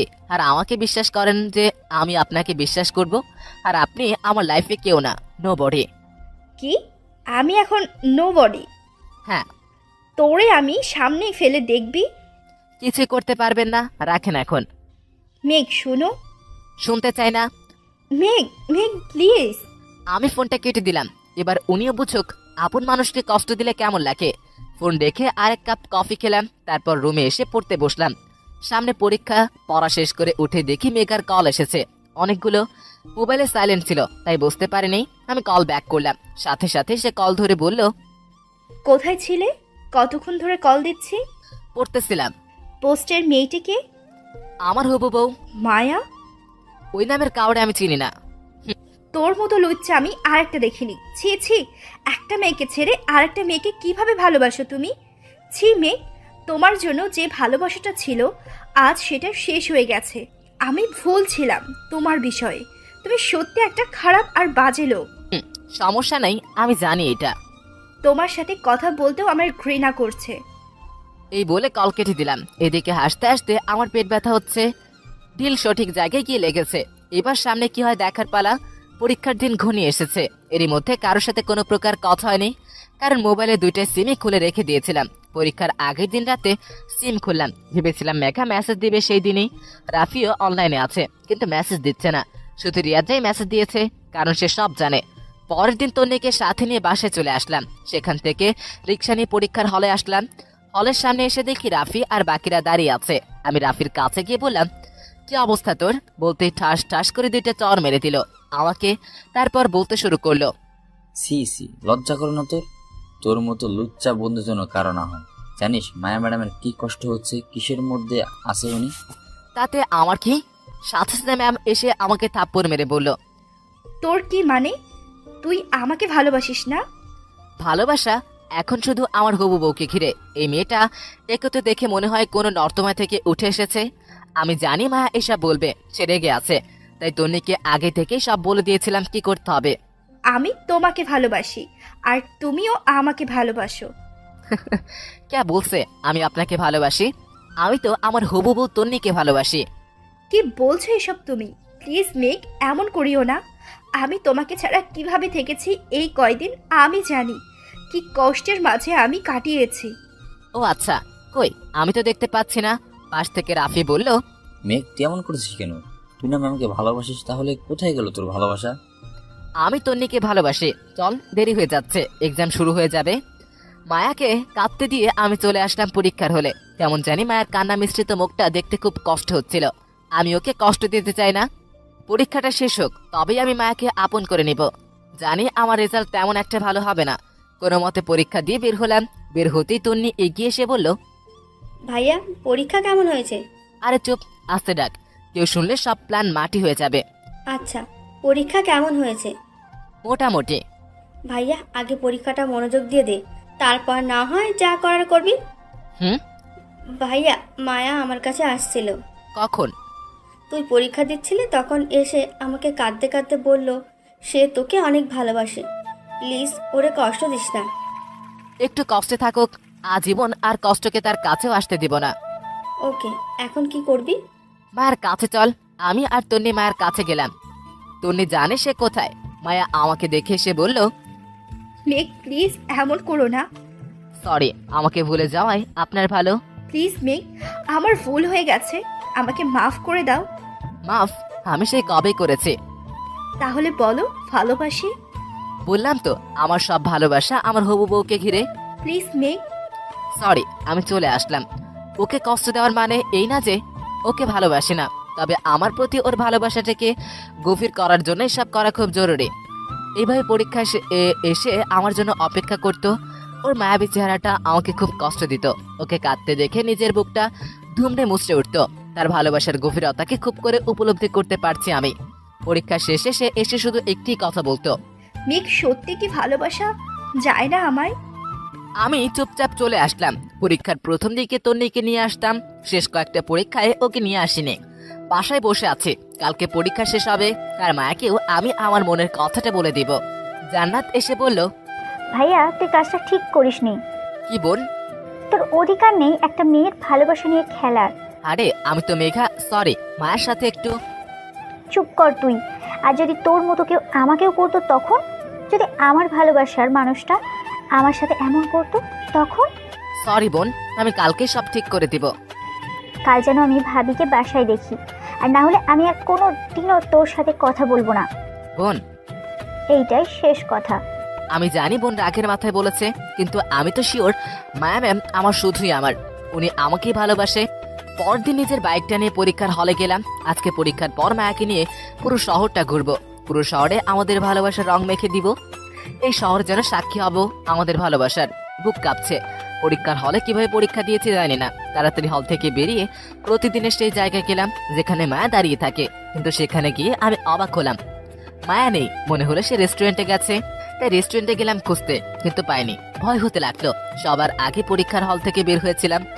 আশেপাশে প্রতিটি জায়গায় খুঁজলাম, কিন্তু না, কোথাও মায়াকে খুঁজে পাইনি। তাহলে সে কোথায়? ফোন দিচ্ছে কিন্তু কল যাচ্ছে না। আমার ভয় হতে লাগলো। প্রায় পাগল হয়ে গেলাম আমি। আমাকে এদিক ওদিক ছোটাছুটি করতে দেখে রাফি বলল, মেঘ কি হয়েছে? দোস্ত, মায়া ম্যামকে দেখছে না, সে কোথায়? সে নেই, আসবে না। আর তোরা তো দরদ উতলে পড়ছে কেন? তুই তো ম্যামকে ভালোবাসিস না। রাফি চুপ কর। যে মেয়েটা তোকে সে ইন্টার থেকে ভালোবেসে আসছে, যে মেয়েটা তোর জন্য বাইরের দেশে না গিয়ে এখানেই থেকে লেখাপড়া করছে তোর জন্য, হ্যাঁ তোর জন্য সে নামি দামি কলেজ থেকে এই কলেজে এসেছে তোর জন্য। তোর ভালোবাসা পাওয়ার জন্য সে কলেজে শিক্ষকতা করেছে। তোকে ভালোবাসে বলে সে তোর দেওয়া হাজারো কষ্ট সহ্য করেছে, কিন্তু সবশেষে সে কি পেল? কষ্ট আর কষ্ট। কি বলছিস এসব? মায়া ম্যামকে তো আমি প্রথমবার এই কলেজে দেখেছি। না, মায়াকে জানিস? মেঘা চৌধুরী, যে মেঘা তোকে কল করে ভালোবাসি বলতো। আর হ্যাঁ, যখন তোকে ফোন করতো তখন ভয়েস পাল্টে কথা বলতো, যাতে তুই ম্যামের ভয়েস চিনতে না পারিস। এই মায়া হলো আমার কাজিন, যাকে তুই ক্লাস 10-এ প্রপোজ করেছিলি। ওই সময় তুই আবেগের বসে ওকে প্রপোজ করেছিলি, আর তোর সেই প্রপোজালটাকে সে সত্যি মনে করে তোকে ভালোবাসতে শুরু করেছিল। সে সিনিয়র বলে তোকে ভালোবাসি কথাটা বলতে লজ্জা পাচ্ছিল বলেই আমি আর মেঘা মানে তোর মায়া প্ল্যান করে এসব করি। তার মানে এইটাই সে মেঘা? হ্যাঁ দোস্ত, বিশ্বাস কর, আমি এতদিন যা করেছি সব ওকে নিজের করে নেওয়ার জন্য। আমি শুধু নাটক করেছি। তন্নি আমার খালাতো বোন। কি বলিস? হ্যাঁ, আমি মায়া ম্যামকে আমার ভালোবাসার গভীরতা বোঝানোর জন্যই এসব করেছি। কিন্তু তুই জানিস না, মায়া তোর প্রেমের গভীরতা এতটাই ডুবে গেছে যে তোকে ছাড়া সে কিছুই কল্পনা করতে পারে না। প্লিজ রাফি, বল মায়া এখন কোথায়? সে নাই, সে চলে গেছে। আরে মজা না করে বল, সে কোথায়? সত্যি বলতেছি, সে চলে গেছে এয়ারপোর্টে। এতদিন তোকে ভালোবাসি বলে সে স্পেনে না গিয়ে এখানে ছিল। আজ যখন তোকে সে তার ভালোবাসার উপলব্ধি করাতে পারলো না, তার দেশে থাকার মানেটাও নাই। তাই সে কাল এসে তোকে বলতে চেয়েছিল সে আজ দেশ ছেড়ে তার বাবার কাছে চলে যাবে, কিন্তু তুই তো ওর কথাটাও শুনতি না। কথাগুলো শুনে পায়ের তলার মাটি সরে গেল। পাগলিটাকে এতটা কষ্ট দেওয়া উচিত হয়নি। চোখ দিয়ে অশ্রু পড়তে লাগলো। আমি রাফিকে বললাম, ভাই ওর ফ্লাইট কয়টায়? 1 ঘন্টা পর। কি বলিস কি? হ্যাঁ। প্লিজ ভাই, ওকে যেতে না কর প্লিজ। কেমনে ওকে না করবো? কেন করবো? ভালোবাসি তাই। তাহলে তুই নিজেই গিয়ে আটকা। তোর জন্য আমার বোনটা কি কষ্টের মাঝে ছিল তুই জানিস? তোর জন্য সে কি পরিমাণ কান্না করেছে তুই কি দেখেছিস? সরি দোস্ত। সরি না বলে তাড়াতাড়ি গিয়ে ওকে আটকা। ওকে, আমি যাচ্ছি। আমি আমার মায়াকে কোথাও যেতে দিব না। আমি তাড়াতাড়ি বাইক স্টার্ট দিয়ে এয়ারপোর্টের উদ্দেশ্যে রওনা হলাম। বাইকের স্পিড বাড়াতেই লাগলাম। চোখ দিয়ে পানি পড়ছে। আমি কি করলাম? নিজের অজান্তেই মায়াকে এতটা কষ্ট দিয়ে দিলাম। আল্লাহ, সে যদি চলে যায় তাহলে আমি বাঁচবো না। আল্লাহ, আমি ওকে ছাড়া কিভাবে বাঁচবো? ওকে যে অনেক ভালোবাসে, অনেক। বাইকের গতি অতিরিক্ত মাত্রায় বাড়ানো ছিল। হঠাৎ করে গাড়ির সামনে একটা বাচ্চা এসে যাওয়ায় আমি গাড়িটাকে কন্ট্রোল করতে না পেরে অ্যাক্সিডেন্ট করে বসি, আর সাথে সাথেই অজ্ঞান হয়ে যাই। অজ্ঞান হওয়ার আগে দেখি আমার রক্তে আশেপাশে মাখামাখি হয়ে গেছে। চোখ খুলতে কষ্ট হচ্ছে, মাথায় প্রচন্ড ব্যথা। কোনো মতে চোখটা মেলেই চারপাশে তাকাই, দেখি মনে হচ্ছে হাসপাতালে আছি। পাশে একজন নার্স ফাইল চেক করছে। আমাকে চোখ খুলতে দেখে নার্সটি ডাক্তারকে ডেকে দিল। তারপর তাড়াতাড়ি এসে আমাকে চেক করলো। তারপর বলল, মেঘ সাহেব, আপনি খুব লাকি। আপনার স্ত্রী যদি সময় মতো আপনাকে হাসপাতালে না নিয়ে আসতো তাহলে আপনাকে বাঁচানো সম্ভব হতো না। আমার স্ত্রী? কে স্ত্রী? ওই তো বাহিরে দাঁড়িয়ে আছে। মেঘা ম্যাম, একটু ভিতরে আসেন, আপনার স্বামীর জ্ঞান ফিরেছে। মেঘাকে ভিতরে আসতে দেখে বুকটা ধক করে উঠল। তার মানে মেঘাই আমাকে বাঁচিয়েছে। কিন্তু সে তো এয়ারপোর্টে ছিল। মেঘা আমার কাছে এসে বলল, এত পাগলামি করো কেন? যদি সময় মতো না আসতাম তাহলে আজকে তোমাকে। এই বলে সে কাঁদতে লাগলো। আমি মেঘার হাতটাকে আস্তে করে নিজের হাতের মুঠোয় নিয়ে বললাম, তুমি এসেছো মেঘা? সরি, আমি অনেক কষ্ট দিয়েছি তোমাকে। প্লিজ মাফ করে দাও, আর কোনো দিনও কষ্ট দিব না। দিয়ে দেখিও, হাত পা ভেঙে গুঁড়ো করে দিব। কিন্তু তুমি অ্যাক্সিডেন্টের জায়গায় আসলে কিভাবে? তুমি তো এয়ারপোর্টে চলে গিয়েছিলে। হাদারাম, এয়ারপোর্টে গেছিলাম আব্বুকে আনতে। রাফি তোমাকে মিথ্যা বলেছে যাতে আমার কাছে ফিরে আসো। রাফি হারামিটারে আমি ছাড়বো না। আউট। কি হয়েছে? কিছু না, মাথা ব্যথা করতেছে। এইভাবে পাগলামি করতে হয়? তুমি কি মনে করেছো তোমাকে ছেড়ে চলে যাব? জীবনেও না। সেই কলেজ লাইফ থেকে ভালোবেসে আসছি, আর তুমি গাধাটা কিছুটাই টের পাও না। 3টা বছর এই কলেজে, একই কলেজে পড়েছি, তাও কোনোদিনও আমাকে খেয়াল করলে না। যখন ম্যাম হয়ে এলাম তখন খেয়াল করলে। সরি। পাশ থেকে ডাক্তার বলল, আপনারা কি স্বামী স্ত্রী না? মেঘা বলল, না, তবে ফিউচারে হব। তাহলে ফর্মে যে। মেঘ সাহেব, আপনি কিন্তু খুব লাকি। লাকি আর হলাম কই? ওর মতো ডেভিল মেরে বিয়ে করে জীবনটা তেজপাতা করবো আর কি। মেঘা রেগে গিয়ে বলল, কি বললে? আরে মজা করছিলাম। 1 মাস পর রাফি, রিয়াদ সবাই আমাকে জ্ঞান দিচ্ছে। রাফি বলছে, দোস্ত, আমার আপুটারে দেখিস, বিড়াল মারার সময় যেন কষ্ট না পায়। দোস্ত, বিড়াল কই? রুমে। তুই সাহসী ছেলে, যা এবার বিড়াল মেরে নিজেকে জয়ী কর। আচ্ছা। বুক কাঁপছে, বাসর ঘরে ঢুকছে, লজ্জা লাগছে, না ভয় লাগছে, হাত পা কাঁপছে। কোনো মতে ভিতর থেকে আমি এদিক ওদিক খুঁজতে লাগলাম। মেঘা, সরি মায়া, ঘুমটা দিয়ে বসে আছে। আমাকে এইভাবে খুঁজতে দেখে সে ঘুমটা সরিয়ে বলল, কি হয়েছে? কি খুঁজতেছো?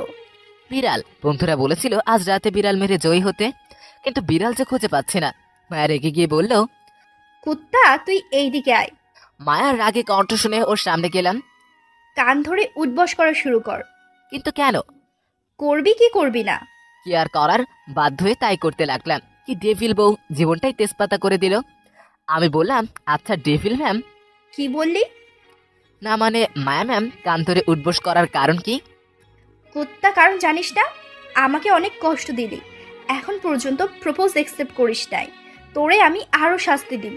না, এসবের পর আর শাস্তি ভোগ করা পসিবল হবে না। তাহলে চল। কোথায়? ছাদে। আচ্ছা চলো। আমারে কোলে করে নিয়ে যা। পারবো না। কি বললি? নিচ্ছি। আমি মায়াকে কোলে নিয়ে ছাদে গেলাম। আকাশে খুব সুন্দর চাঁদ উঠেছে, তবে আমার মায়ের মতো সুন্দর না। মায়া এবার বলল, ওই যা, ওইখানে ফুল আছে, নিয়ে আয়। আমি বাধ্য ছেলের মতো ফুল নিয়ে আসলাম। এবার বলল, হ্যাঁ, এবার প্রপোজ কর। আমি ফুলটা এগিয়ে দিয়ে বললাম, আমি তোমাকে ভালোবাসি। হাদারাম, এইটা কোনো প্রপোজ হইল? সুন্দর করে কর। এবার আমি হাঁটু গেড়ে বসে বললাম, আকাশ, তারা, চন্দ্র, বাতাস, আজকে সবাইকে সাক্ষী করে বলছি ভালোবাসে মায়া, তোমাকেই ভালোবাসি। তোমার মায় আমি হারাতে চাই আজীবন। একটু সুযোগ কি দিবে আমাকে? মায়া আমাকে জড়িয়ে ধরে বলল, আমিও কি? ভালোবাসি, অনেক ভালোবাসি। ছেড়ে যাবা না তো? তোমার মায়ে পড়েছে মায়াবতী, ছেড়ে যাওয়ার কারণ যে নাই।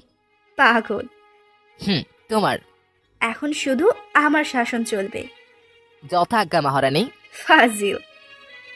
আমার ডেভিল ম্যাডামের ফাজিল স্টুডেন্ট আমি। এভাবে বাঁচতে চাই আজীবন হাত ধরে। বেঁচে থাকুক ভালোবাসা, বেঁচে থাকুক আজীবন।